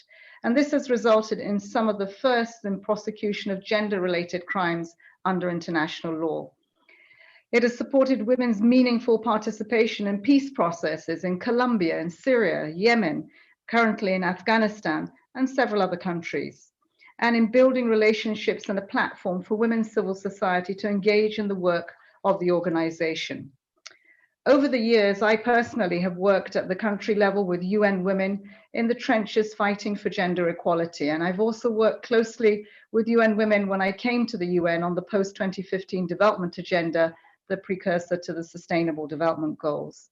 I've seen firsthand UN Women's work with member states, other UN agencies and programs, and civil society that have played an important part in formulating SDG 5, our dedicated goal for gender equality. I often refer to SDG 5 as the docking station for all other 16 goals, because we know that realizing gender equality and women's rights holds the greatest potential to eliminate poverty, hunger, achieve quality education for everyone, and really just, quite frankly, achieve all the SDGs, Agenda 2030. UN Women is even more important as we face the unprecedented COVID-19 pandemic. The social and economic impact of the crisis is clearly falling disproportionately on women and girls everywhere. And it's clear that rampant inequalities, including gender inequality, made our commitments and societies much more vulnerable to the pandemic in the first place. In developing countries, figures are already emerging showing that women are more likely to have lost their jobs and less likely to be hired for new ones since the pandemic. In developing countries, girls who are out of school may never return, stunting their life chances and impeding the development in their communities and societies. We see gender-based violence is fast becoming the shadow pandemic. And unless we act now, the pandemic could set women's rights back by decades. At the same time, the pandemic is demonstrating the value of women's leadership. Women leaders everywhere are showing that inclusion, diversity, and equality bring benefits for all. This phenomena, women's equality, and the benefits of women's leadership across the board are two sides of the same coin, and I thank UN Women for making that clear to everyone. They have worked relentlessly to join the dots, bring about the connections between different parts of the women's rights agenda, and demonstrating unequivocally that equal rights are not only a moral imperative, but really essential for the well-being on our healthy planet. Colleagues, friends, and sisters, my remit for these remarks was to look ahead. In the middle of a global pandemic, looking ahead is even more difficult than usual, but perhaps more important. We need to start work now so that women's rights are front and center of the recovery. They are, as much as we can, of the response at country level, but the recovery will be essential, and it will enable us launch into the essential decade of action on the SDGs. Gender equality is a transformative agenda for peace and security, sustainable development, and human rights. And that's why the Secretary General has made it one of his top 3 priorities. Resolution 1325, our Women, Peace and Security. Resolution 2250, our Youth, Peace and Security. These are really important instruments for us to ensure that we also mark the intergenerational transition to a younger generation. At this point, I would say too that we need to caution. Piecemeal and ad hoc efforts are not enough. We need that the decade of action requires structural transformation through a whole of UN, a whole of society approach to gender equality. It needs, as I've heard many more colleagues say today, ambition, scale, urgency. This puts the onus on every one of us to act individually and collectively. Member states, the UN system as a whole, and civil society, leveraging the unique leadership expertise of women and UN Women. The UN system itself, especially our UNCTs, our UN country teams, provide strong foundations through the reforms for building on different aspects of the work in our women's movements. We're counting on UN Women to continue providing the technical leadership, coordination, and partnerships to take equality and inclusivity everywhere, from peacekeeping missions to outer space, from agricultural research to cyberspace, from girls coding to equal pay, and we go on. We're counting on you to continue your essential work behind the scenes, providing expertise, supporting intergovernmental processes, setting international norms and standards, advocating, monitoring, accountability, and through your action coalitions on gender equality to see that ambition aspired to. And we're counting on you to continue informing, shaping the entire UN system, member states, civil society, and more, in support of the recovery to societies that are resilient, inclusive, gender equal, and climate just, where women and girls are at the center of decision-making. The product of reform itself, UN Women is uniquely positioned to lead the way. The women and men, few men, who make up UN Women are an amazing team, and I really want to salute them for their courage and for their passion to the cause. I thank member states, civil society, and stakeholders for their strong support of UN Women. We have to do more. Together, we've helped improve the lives of women and girls across the globe, but it's not enough, and we need to do more quickly and urgently. It is about transformative change, and this will really only happen when we have young women at the helm of affairs, not just at the table. The decade of action challenges all of us to do this, seeing that SDG Goal 5 as the fulcrum around which all 16 revolve. I very much look forward to the journey of the next 10 years. I thank you. Thank you so much, Deputy Secretary General, and we really share your passion and the understanding that how gender equality is really foundational for sustainable development. And now I would like to turn to the PR of France, Ambassador Nicolas de Rivière, followed by the permanent representative of Mexico to the United Nations, Ambassador Juan Ramón de la Fuente, to open the second interactive discussion. France and Mexico are special as they are doing so much for generation equality. And first, Ambassador Nicolas de Rivière, the floor is yours. Thank you very much, Yuka. Excellencies, dear colleagues and friends, let me begin first by thanking Madam Executive Director, dear Fumzile, as well as your predecessor, Michelle Bachelet, for all your work and dedication over the last 10 years. I would also like to commend all UN Women teams for their unwavering commitment and their work in strengthening gender equality and women's empowerment.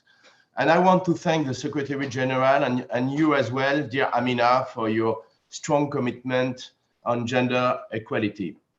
France would like to express its commitment to all those who work daily and on the ground to defend women's rights, including women human rights defenders, particularly in developing countries.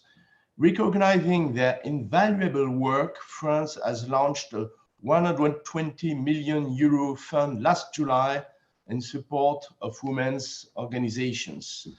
France fully supports the efforts of UN Women in responding to the pandemic and commends your work in raising awareness on the specific situation of women and girls in the context of this pandemic. France is proud to have increased its budgetary contributions to the agency, as we also celebrate the 25th anniversary of Beijing and the 20th anniversary of Resolution 1325. We must use these moments to reiterate our commitments to the rights of women and girls around the world. Together with Mexico, France is very proud to be working closely with UN Women and many other partners to prepare the Generation Equality Forum. The recent pushback against women's rights and the disproportionate impact of the pandemics on women and girls have been an acute challenge in this regard.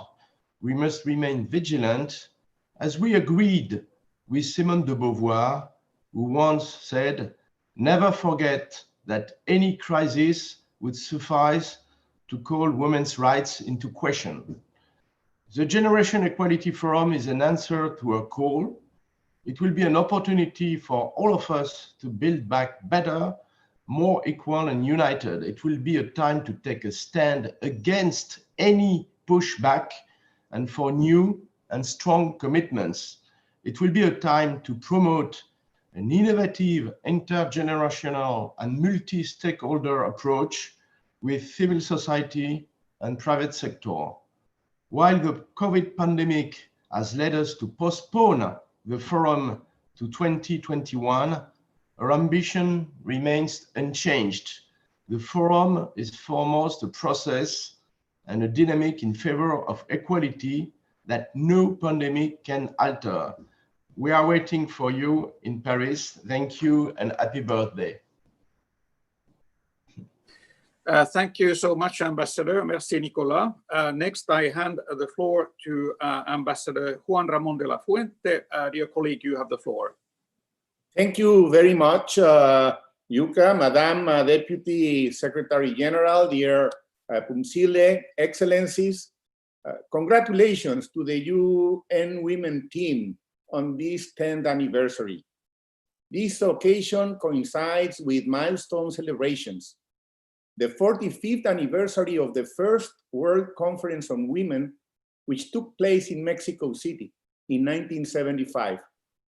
25 years after the adoption of the Beijing Platform of Action, and 20 years of the adoption of the Security Council Resolution 1325 on women, peace, and security.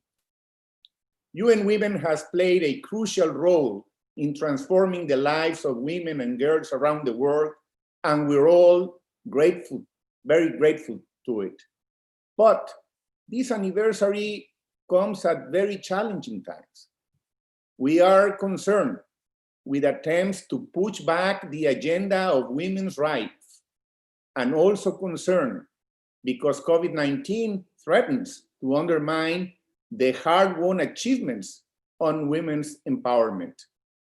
On the other hand, it is clear that our work in this decade of action will define our success in the achievement of gender equality and the Sustainable Development Goals. Mexico is honored to be part of the Generation Equality Forum, an endeavor that we are assuming in partnership with our friends and allies of France, and under the leadership of civil society, a number of organizations, along with UN Women. It is time to walk the talk and deliver. The forum rescheduled for 2021 is one of the most important commitments in the frame of Mexico's feminist foreign policy. In a rather innovative way, this multi-stakeholder initiative will seek to accelerate actions for the achievement of gender equality. We have been working to ensure the best way the forum can contribute for an effective gender response to COVID-19. The forum should further focus on accountable women's leadership. So in partnership with the Council of Women World Leaders, in a couple of days, on September 17, we will hold a virtual intergenerational discussion on how diverse female leaderships can change the world. You're all welcome to join us in this discussion as well.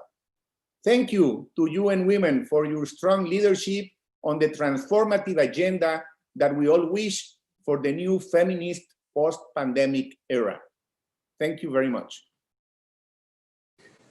Thank you so much, dear colleague, and can I just again thank France and Mexico for their commitment and on generation equality. It is much appreciated.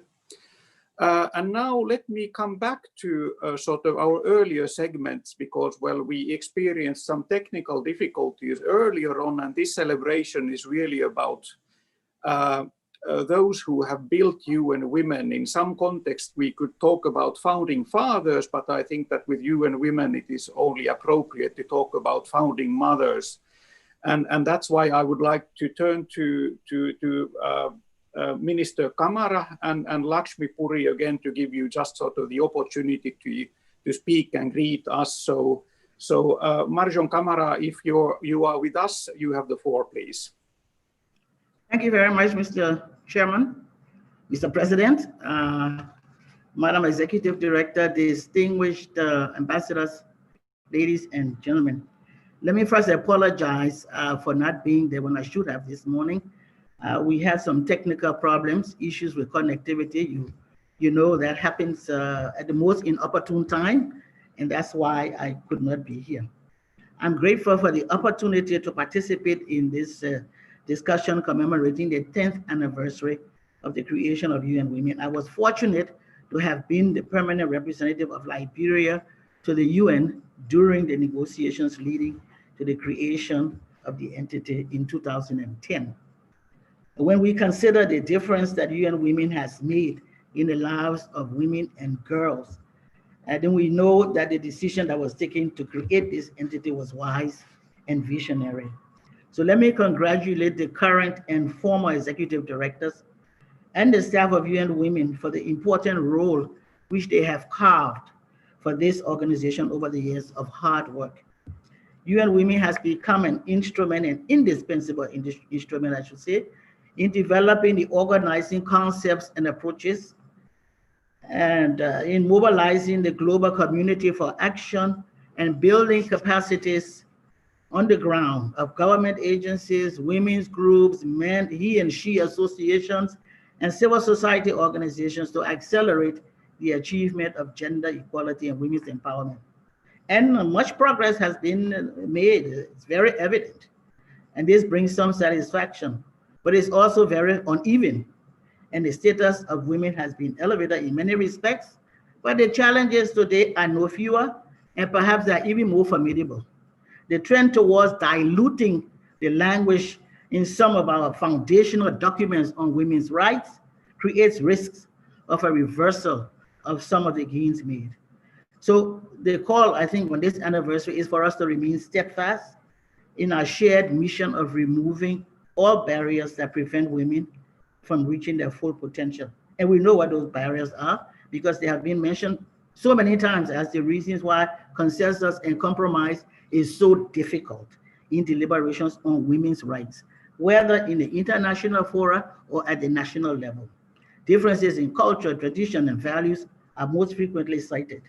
And we know that there are underlying political motives, religious and ideological considerations. Now, I was supposed to speak on my experience having chaired the 56th and the 57th sessions of the CSW, where in the first instance I failed, and in the second instance I succeeded. So why did I fail? Now, the topic for the 56th session was the empowerment of rural women and their role in poverty and hunger eradication, development, and current challenges. And that's a topic that's very innocuous. I mean, who has anything against rural women, you would think? So we didn't anticipate any problem, but we got. And after so many hours and hours of deliberations, the meeting collapsed on just language. One delegation insisted that we had to say that rural women would have access to the most modern forms of contraceptive. Why that language, I don't know. But that particular delegation refused to even budge. So there was no compromise. And there was others saying, but if women, rural women are starting from zero, why must they get the highest, the most modern? And then others were thinking, wow, if this is the case, those who are manufacturing these kinds of things will say, well, ours will be considered to be, so inferior, we will never get a chance. So that's why that session collapsed. And what is the lesson? Is that we are so unequal as member states in the UN. So one powerful member state can block or allow certain decisions to move forward. And I think that's the way we still are. Second one, the 57th session, and the title was Elimination and Prevention of All Forms of Violence Against Women and Girls. Now we were prepared because we had failed 1 year earlier. So everybody was determined that we were going to win. And then we did win. How did we win? We formed alliances, cross-regional alliances, men and women working together. We used some useful tools, some enablers, the chair's friends of the chair, and the chair's text. All of these things we could bring together to help us to bridge the gaps that existed. And we won, and we were able to deliver agreed conclusions. So I think that we have to resort to these same things today because the issues are there, women's health and reproductive rights. They're still so controversial, they're still polarizing, even within Africa and between Africa and other regions. The perceived conflation of women's rights and LGBT rights, and so on and so forth. So we have to remain committed, and we want to encourage UN Women in the excellent work that they are doing to move forward and continue to fulfill the mandate that they were given. Thank you so much. Thank you so much, Minister, and we are really happy to have you with us this morning, and thanks for joining us. And next, I would like to turn to Lakshmi Puri. If you are online, please join us. The floor is yours.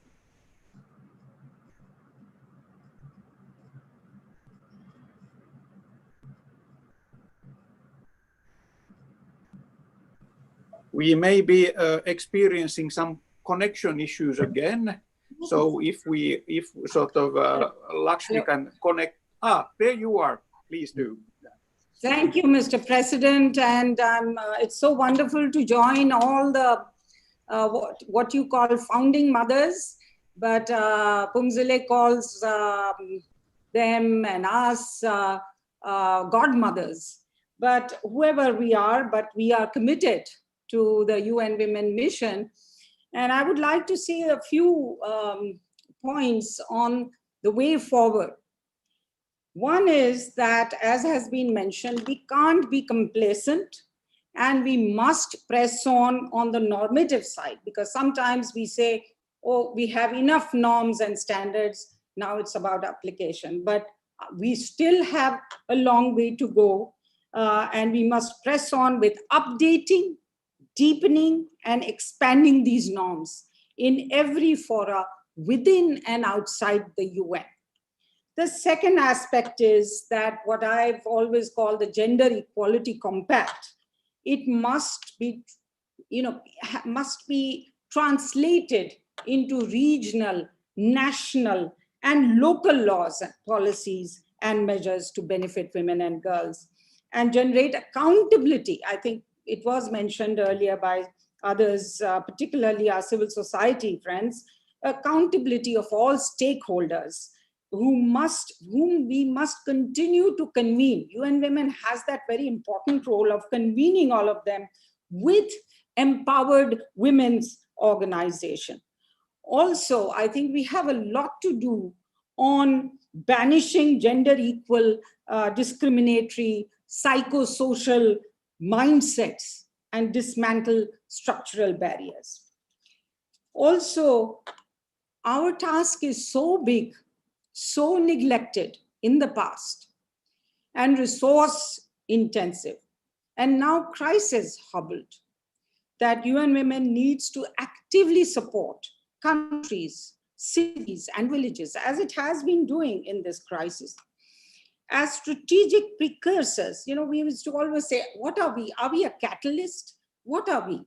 So I would call them strategic precursors of prioritized and scaled up gender equality, women's empowerment action, and transformative, and this is something that we kept emphasizing, financial investment, both and tech enablement. I think technology enablement is one of the biggest future agendas for UN Women, mass movement building and political commitment building.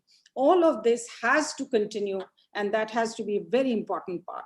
Then the other area, you referred, and many of the other speakers have referred to the COVID crisis. It is one of the most creative destruction moments of history, of human history. So here is a big opportunity for the gender equality and women's empowerment agenda to be reinvented. And just as we keep talking about the new normal of gender equality and women's empowerment, Gloria Steinem always talks about that. But we are also simultaneously talking about a new normal post-COVID. So let the two new normals meet.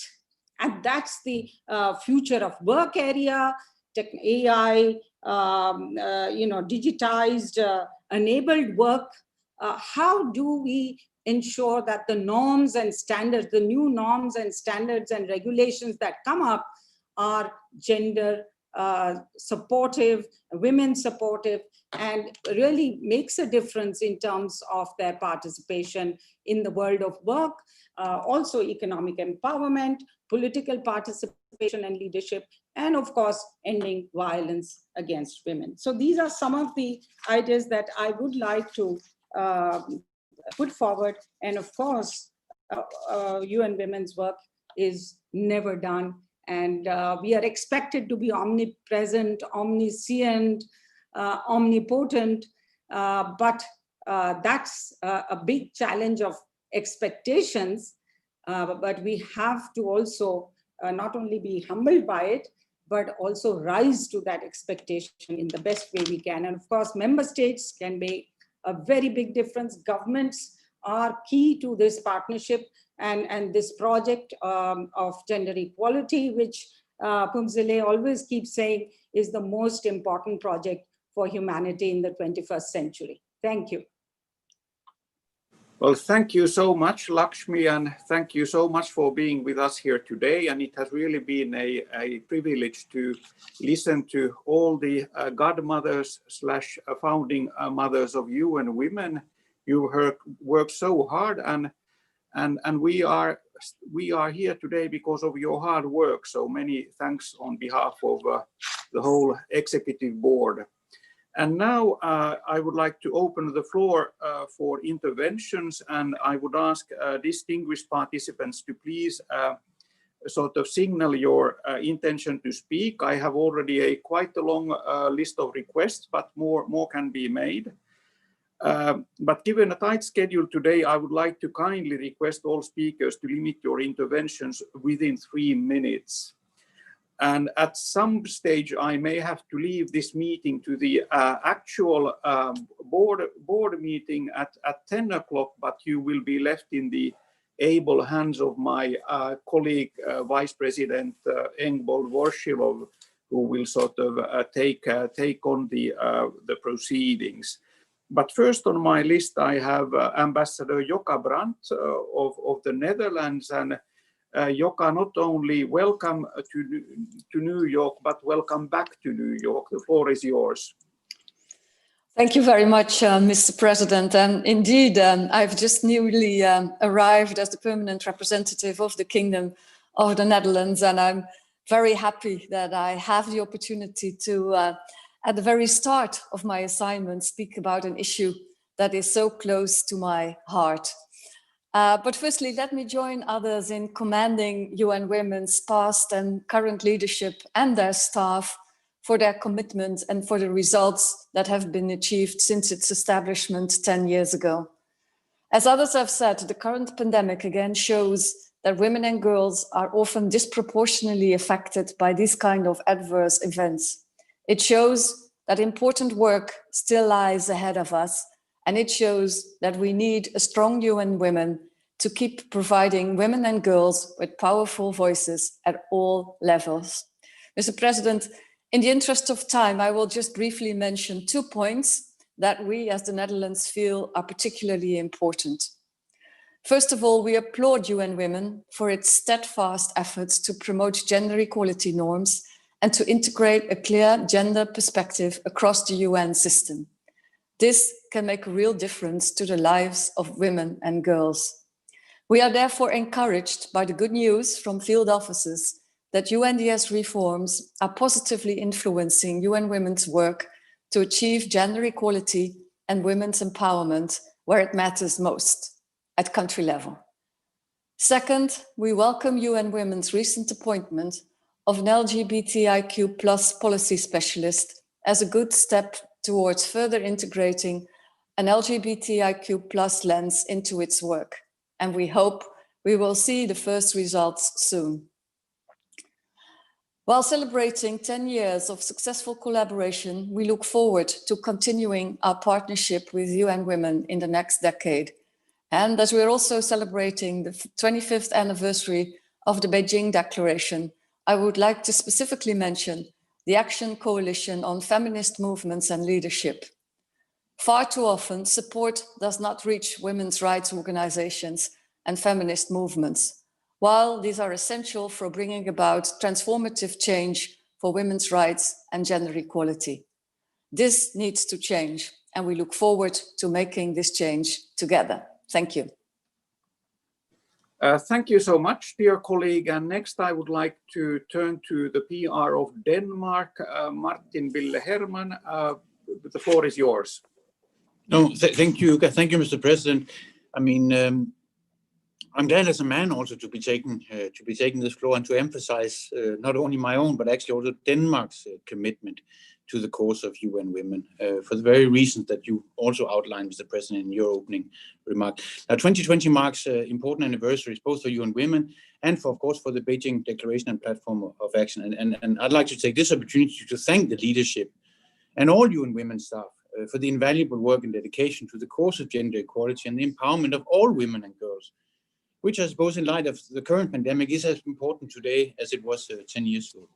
Now, at a time of increased pressure on the rights of women and girls, we welcome the efforts of UN Women to reshape the Generation Equality Forum and to ensure that this important movement continues despite the current circumstances. As co-leader of the Action Coalition on Sexual and Reproductive Health and Rights, we look forward to co-creating, if you like, ambitious visions and goals for a world where women and girls in all their diversity enjoy equal rights and opportunities, a world where they, and only they, decide over their body, their life, and their future.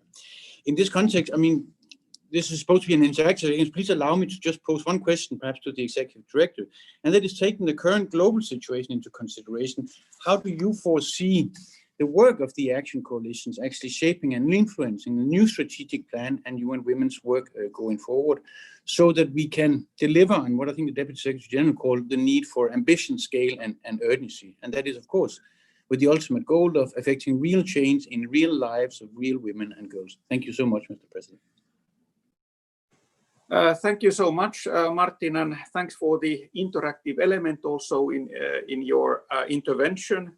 And next, I would like to turn to the ambassador of Argentina, Maria del Carmen Squef, and welcome to New York. The floor is yours.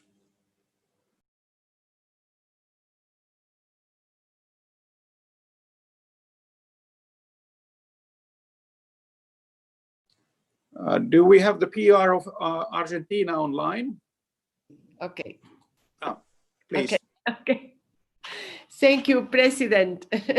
Mr. President, thank you very much. Excellencies, Argentina celebrates the 10th anniversary of UN Women, and especially my country wishes to congratulate the work undertaken by the entity to promote gender equality and the empowerment of all women around the world. As you know, since the President Alberto Fernandez assumed the government of Argentina, gender equality policy has been deeply prioritized and hierarchical. The Ministry of Women, Gender and Diversity was created to work for the advent of a more equal society and to promote the integral autonomy of everybody without hierarchies related to sexual orientation, identities, or gender expression. Also, my government recently established a national cabinet for the mainstreaming of gender policy, which, among several functions, has the mandate to incorporate the gender perspective in all of its public policies. It is in that atmosphere where the cooperation relationship between Argentina and the UN Women, as well as the presence of the UN Women's Office in my country, has a great opportunity to be reinforced and to leverage our work for making the gender equality a reality. UN Women has shown great and high technical capacity and knowledge in these issues. The cooperation between Argentina and the UN Women is focused in 4 main areas: strengthening political participation, leadership, and empowerment of women in decision-making processes; the promotion of the inclusion of women in non-traditional economic sectors; the improvement of the femicide data collection system and the development of plans and initiatives for the prevention of gender-based violence; enhancing of instruments and tools to follow up the implementation of the SDGs with the gender perspective.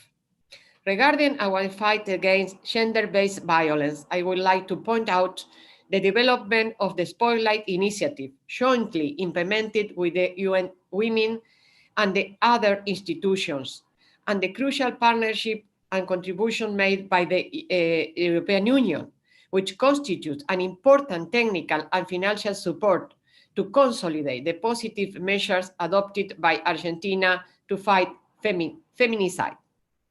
On the other hand, the implementation of the win-win program, Gender Equality is a Good Business, is a good example of the importance of working on these issues with different kinds of actors, in that case with the private sector.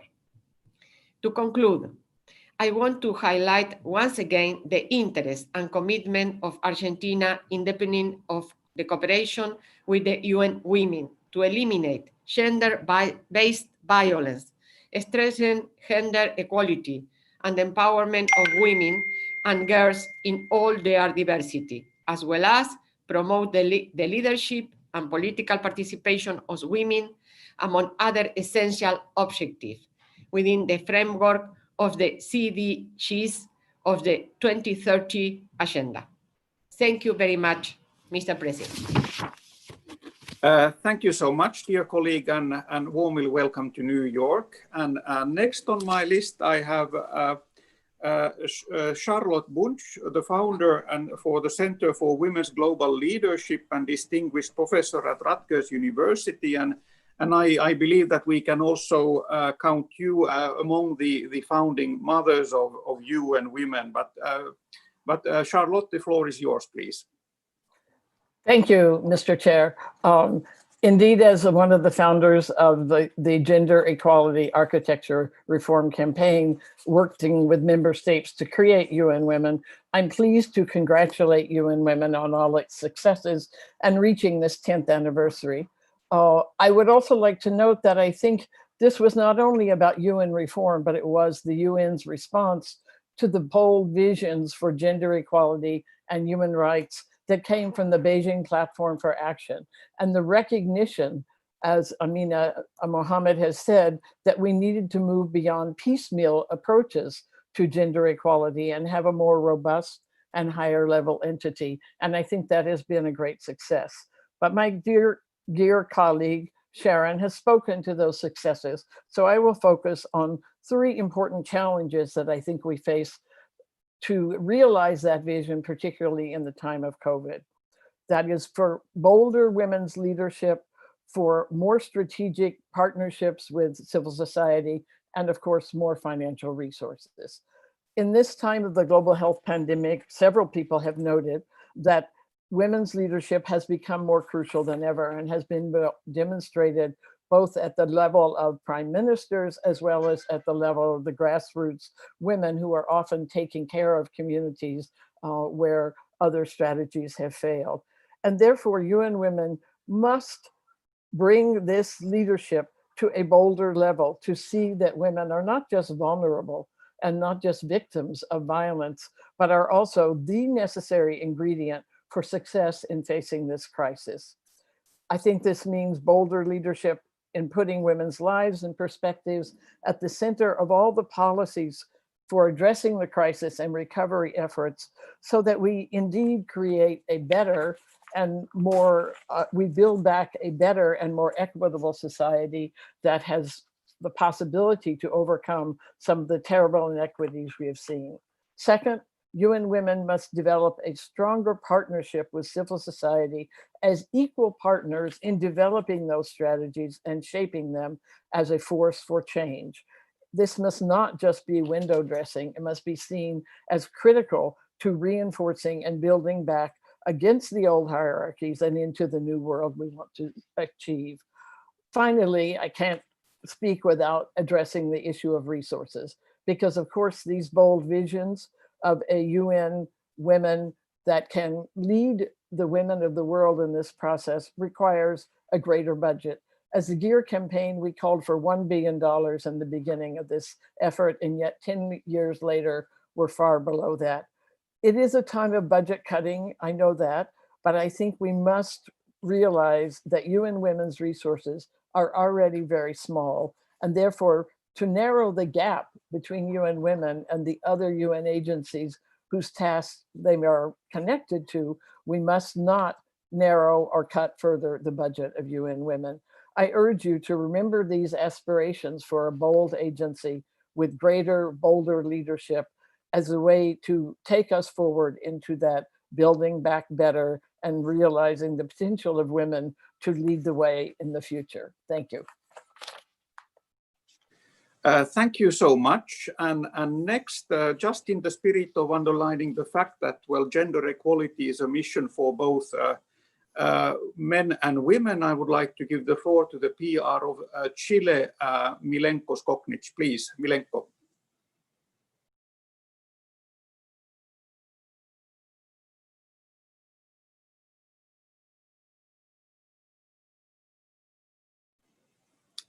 Do we have the PR of Chile online? If not, we can revert to Chile later. And actually, sort of, I think that it would be this would be a good opportunity to give our executive director Fumsile the floor to also comment and respond to some of the issues that were raised. And so, Fumsile, the floor is yours, please. Thank you very much, Mr. President. Thank you, DSG, member states, and all our guests and speakers for the inspiration, for the encouragement, as well as for making sure that we are under no illusion that the job is done, that it is going to be difficult, and that we must be ready for even a bigger fight. I think that was loud and clear. We also recognize the challenge ahead, the challenge of building back better, and the need for us to make sure that the world does not lose sight of the fact that this pandemic has a gender dimension. And thank you for all the support, DSG, from the SG to help us make that point very forcefully. I truly appreciate the way in which member states and different constituencies have been able to read that message. We as UN Women had a threefold mandate that is specific for us. If you like, our niche, which is the normative, coordination, and a program which is not as big as the other agencies that deal with large programs, but important never the same, because sometimes we have to test these policies that we are promoting. I have to say, we are thankful for everything that you have helped us with to advance the normative agenda, but also the pushback on the normative agenda, especially the norms that are undermining some of the many good laws that the member states have passed. We have passed laws that have affected 2 billion women, but guess what? There's still 2.5 pieces of, women who live in jurisdiction that some of the legislation are still to be passed. So our work is not done. We may be tired, but we're not weary. We are forging ahead because there's work to be done. On coordination, I thank the colleagues who have worked with us, our colleagues in civil society. They have been advocates for the normative agenda. They have made sure that when laws had to be passed, and we work on about 45 laws per year on average, and civil society helps that possible. They are usually the front runners for us. In the programs, in the coordination, a lot has been done between us and the UN system, and a report is going to come in October, which reports on what we have achieved together as a system. But even there, we have identified the gaps, and we went outside the UN system also to coordinate with other stakeholders. Thank you to those stakeholders, and we forced ourselves into them in some cases together with civil society. And lastly, the program, which has been also a part where we try to focus on selected initiatives. And we would like to do more, but not much more, which is beyond our size. And we are looking forward and hoping that this 10 years old, we have proved that we are fit for purpose, we are willing, we are able, we can use a bit of money, and we will be able to do all that we can to change the world and to stay true to the mandate. Thank you so much to UN Women staff, past, present, and future, for being the most exciting and hilarious people I've ever met. Thank you to all of you in all your diversion and differences. Thank you, Mr. President. Thank you so much, Edie Fumsile, and it is really always a pleasure and privilege to work with you, and it's really it has been great to have you at the helm of UN Women during this celebratory year. And as you said, so much work remains to be done. And let's sort of work for the next 10 years. And we've achieved so much in the first 10 years. And hopefully, when we celebrate UN Women at 20, we can sort of then mark all the milestones that have been achieved for gender equality. But those who have worked with me on the executive board know that I'm quite obsessed with keeping time. So I'll have to excuse myself and thank you all for this morning, and especially the organizers for making this happen.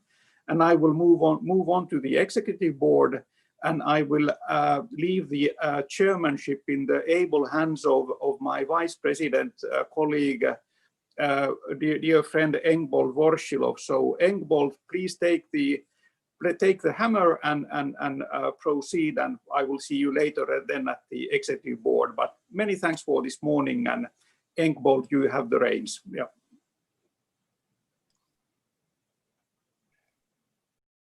Thank you. Thank you, President. So I will continue as you have other duties. And in my list, next speaker is Ambassador Katalin, PR of Hungary. So you have floor, Ambassador. Thank you very much. Thank you very much for all the friends being here this morning. And last night, just being in the spirit of this big celebration, I was watching the movie I Am Woman. You may all remember Helen Reddy's very important song, which became the hymn of the women's movement. I just quote, "I am woman, hear me roar, in numbers too big to ignore, and I know too much to go back and pretend, 'cause I have heard it all before, and I've been down there on the floor. No one's ever gonna keep me down again. I am woman." Great movie. You can all see that. It is my honor to salute the UN Women on its 10th anniversary and congratulate the organization for all its outstanding contributions it made to bringing transformative change to the lives of hundreds of thousands of women and girls worldwide.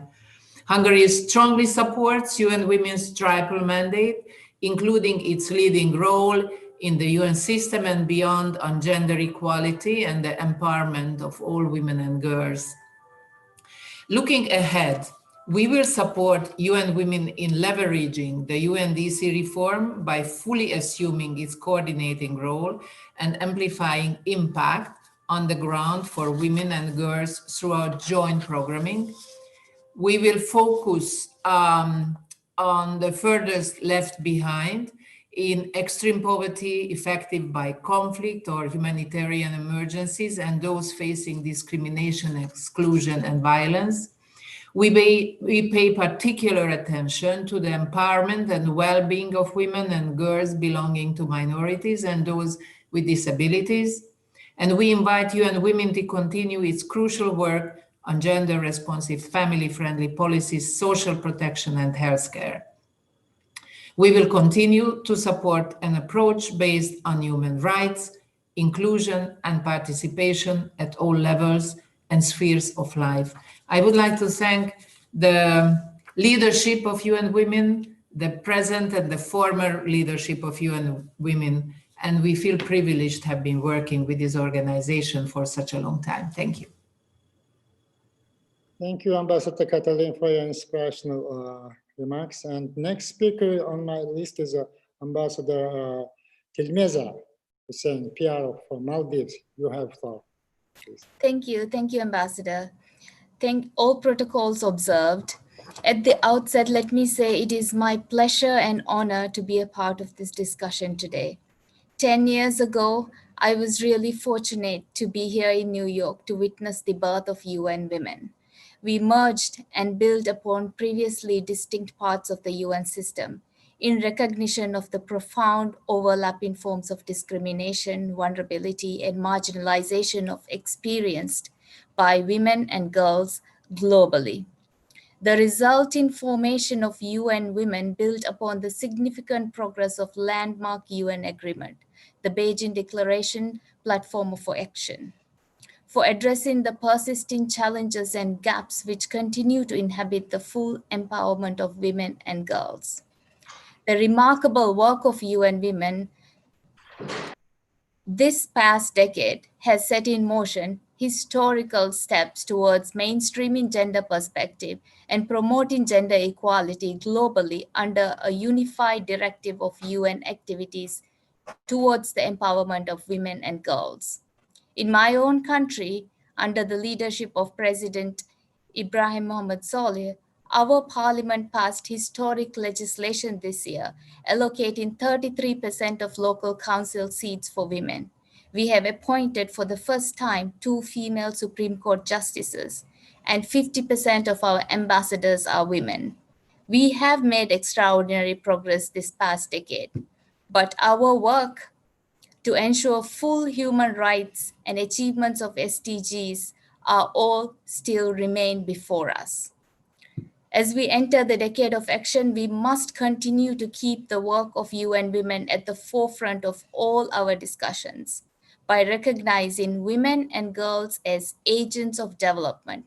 We can achieve a gender-responsive implementation of SDGs, which takes advantage of full human potential. COVID-19 has laid bare the fundamental inequalities of our societal infrastructure. If we are to build back better from this crisis, we must address the lack of equitable distribution of development gains thus far by prioritizing the fundamental right to inclusive, quality education, the participation of women in all sectors, and equal access to leadership and financial inclusion. The moment of opportunity is upon us to build on foundation of UN Women's inaugural decade, as we take bold and fundamental action towards a gender-responsive implementation of the 2030 Agenda. Thank you and congratulations to UN Women for a historical decade for women and for human rights. Okay, thank you very much, Ambassador Telmeza. And next speaker is Minister Council Elizabeth Pape from the EU delegation to UN. You have floor, please. Coming? Thank you. Please. Thank you, Mr. President. Our ambassador and PR, Olaf Skog, regrets that he cannot be here with us.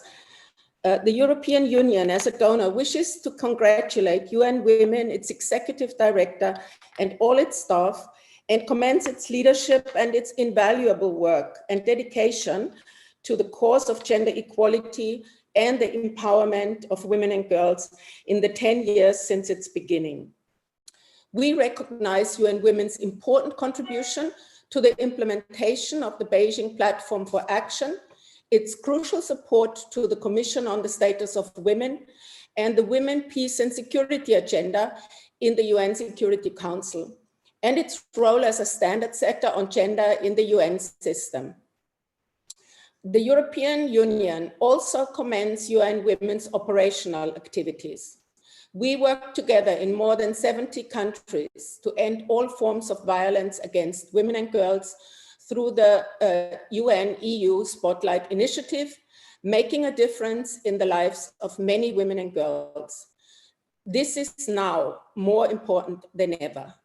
The European Union is and will remain a proud supporter of UN Women. Thank you.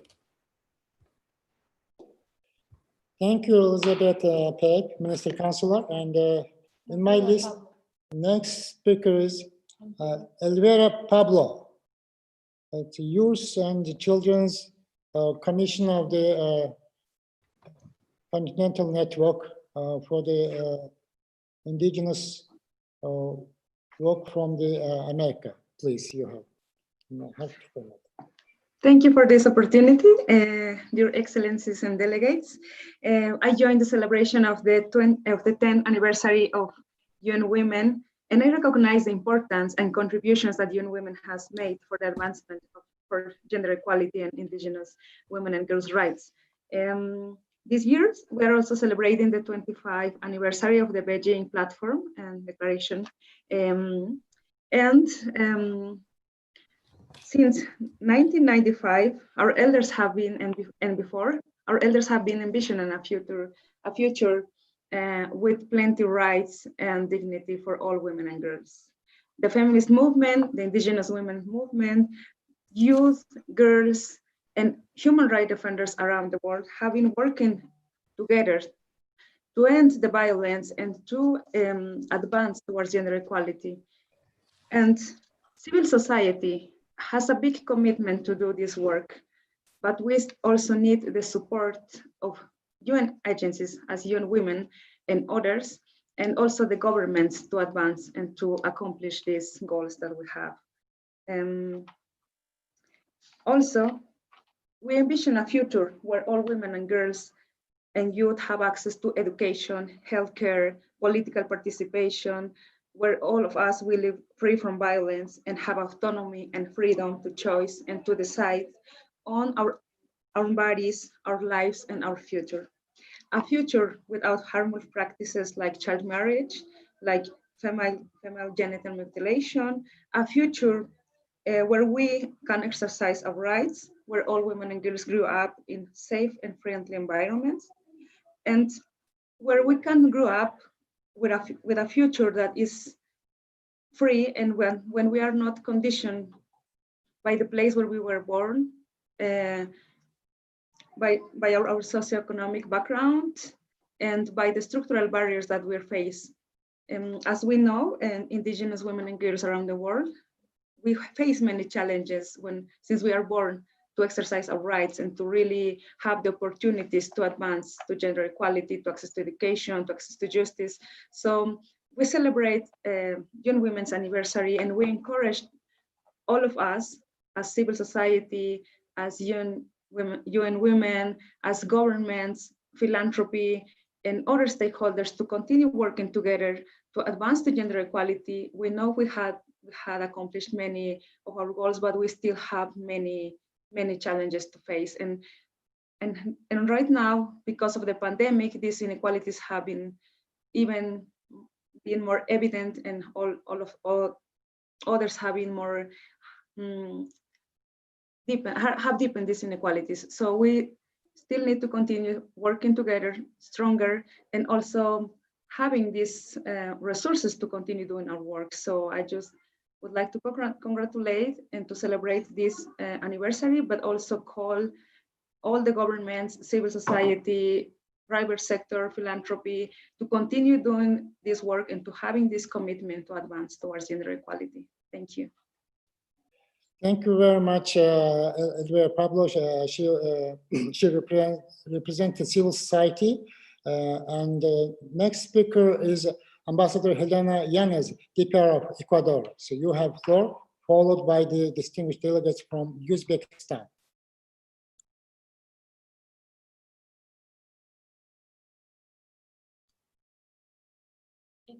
So Ecuador, Helena Yanez. It seems that Helena Yanez, DPR of Ecuador, is not on the line. So in my list, next speaker is a DPR of Uzbekistan. You have floor.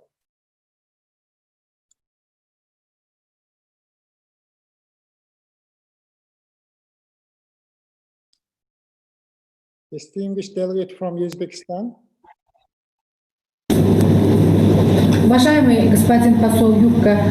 Dear Ambassador Yuka Salovara, Ms. Fumzile Mlambonguka, ladies and gentlemen, I am pleased to greet all participants of today's meeting and congratulate you on the 10th anniversary of the establishment of UN Women. The creation of UN Women is of particular relevance and historical significance to all of us. Over the years, UN Women has become a prominent international organization that plays an important role in practical assistance to member countries in ensuring the protection of the rights and interests of women and girls, and their participation in political, public, and socio-economic economic life of their countries. Uzbekistan highly appreciates the activities of UN Women. Dear participants of the meeting, I would like to note that Uzbekistan pays special attention to the achievement of these goals, which are elevated to the rank of the state policy. In Uzbekistan, we are consistently working to improve the status of women in the society, to further increase their role and participation in the public and political life of the country. We adopted and we are already implementing the laws of the Republic of Uzbekistan on guarantees of equal rights and opportunities for men and women, and on the protection of women from harassment and violence. In this regard, I would like to express my special thanks to the management and all staff of international partners who participated in the review of these draft laws. In cooperation with UN Women, we strengthened activities on social support for women, creation of employment opportunities for them, and on prevention of violence against women.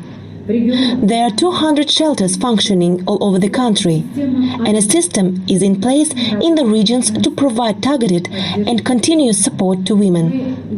We are ready to further strengthen our cooperation with UN Women and look forward to use yet untapped potential. We propose to develop together with UN Women and the Commission for Ensuring Gender Equality, as well as the Committee of the Senate on Gender Equality, a set of measures for the further implementation of international standards in this area in Uzbekistan. We are confident that our strong cooperation will continue successfully in the future. Taking this opportunity, I also congratulate all participants with the 75th anniversary of the United Nations. I wish the participants of the event fruitful work. Thank you for your attention.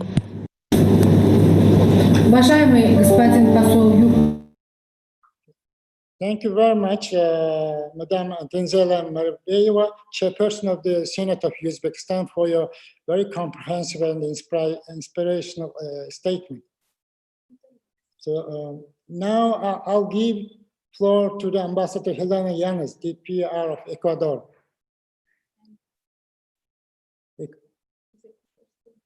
Distinguished delegate from Ecuador on the line. If this is the case, then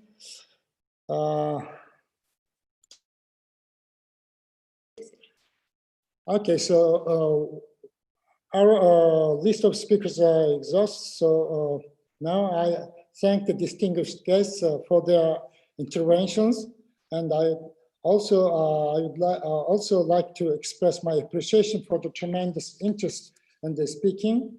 This underscores the commitment to UN women's work.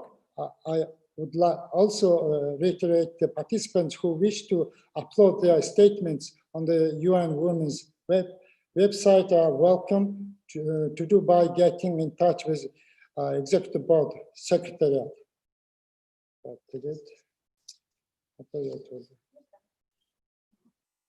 So, Excellencies and distinguished delegates and colleagues, have now reached to the end of this exciting commemorative event. I'd like to now hand over the floor to the Miss Ala Morabit, Women's Rights Advocate, SDG Advocate.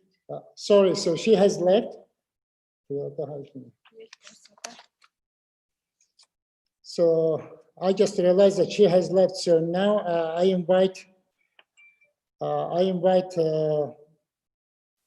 Ms. Hunzela Mlambo Nguka, Executive Director of the UN Women, for her closing remarks.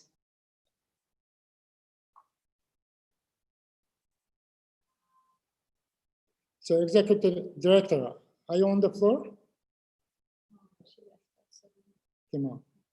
So, since she also has left, so then with that, thank you very much for your very active participation in the 10th anniversary of the UN Women Commemoration side event, and many thanks to the Executive Director and all the participants. And with that, side event is suspended. Thank you. the annual session 2020, may I take it that the Executive Board wishes to adopt the report of the previous session? And again, I'm taking a pause and a look at our virtual meeting room, and I see no objections. It is so decided. Without further ado, I am now happy to pass the floor to the Undersecretary General and Executive Director of UN Women for her opening statement. Madam Executive Director Dear Phumzile, the floor is yours, please. Thank you, Mr. President. Good morning to all distinguished delegates and to all our guests and colleagues that we've just seen a few minutes ago. I'm pleased to welcome you to the second regular session of the UN Executive Board, the last session of this most eventful year. I begin by thanking you, Mr. President, and the Bureau for your steadfast support to UN Women's work and collective achievements in this year's effective and interactive official board sessions. I particularly thank you for the many ways in which you have ensured that the strategic nature of the Executive Board's deliberation and its oversight function has continued undisturbed in a time of turbulence. It has been truly collaborative in every way, with clear, aligned vision in these uncertain times. I think, Mr. President, I will always choose you as my president when times are uncertain. Thank you for your stewardship. Today, we mark the 10-year anniversary and the establishment of UN Women in the informal session. And thank you very much for making that session memorable. It was also a moment and an opportunity for us to express our gratitude for all that you have done to enable UN Women to reach the 10-year anniversary, almost still looking forward to the next 10 years. The successes are always are your successes as partners, and of course, successes of civil society, of the UN system, and the many other partners we've met along the way. But as we know, the program is now at risk. The continuing inequalities faced by women and girls have been made starker by the impact of COVID-19 pandemic. Cumulatively, these inequalities are disproportionately challenging to women and girls. Along with UNDP, UN Women has been sounding alarm bells on projected sharp increases in extreme poverty and the need for preemptive action. And this is the support that we are looking forward and seeking from you to preempt these dangers that we are seeing. By 2021, for every 100 men ages between 25 and 34 living in extreme poverty, there will be 118 women, a gap that is expected to increase to 121 women per 100 men by 2030. And our request is that, can we preempt this situation? These are deeply alarming projections of a future we must do everything in our power to avert. Women count on our support, on your support, to save the gains and to fight for greater irreversible achievements. On the 1st of October, the high-level meeting of the General Assembly on Beijing +25 will give us this opportunity. And I'm calling on all governments to be represented at the highest level by your heads of states and government, so that you can signal the strongest possible leadership, declarations, actions, and commitment, including your support for civil society, so that all of us can work collaboratively to avert the worst case scenario. I look to you, our board members, to mobilize your capitals accordingly to make this time a turning point with defining move, just like it was in Beijing 25 years ago. It seems we're in another opportunity forced upon us by circumstances to make this a turning point.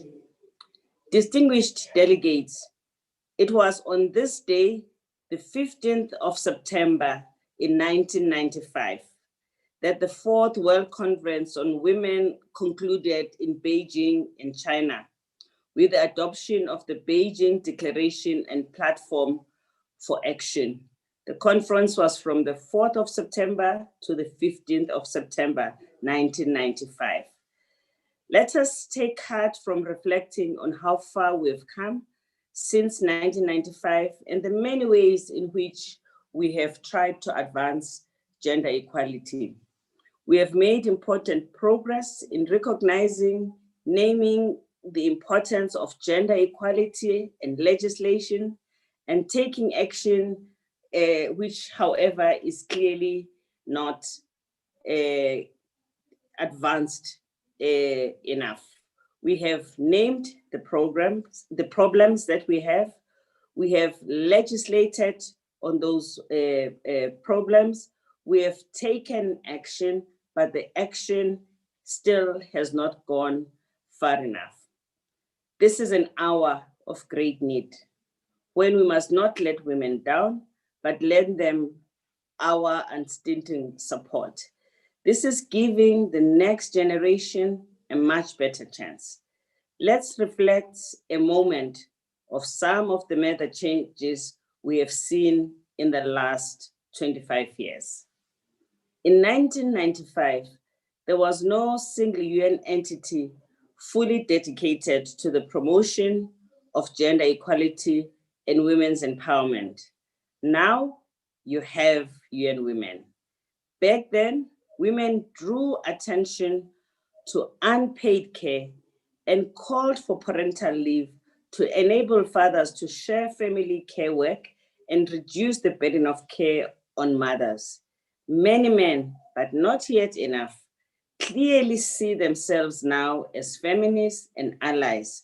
Many governments and employers, but not enough yet, have taken the right steps for parental leave and policies, and to create an institution and childcare facilities that would also create jobs while they care for children.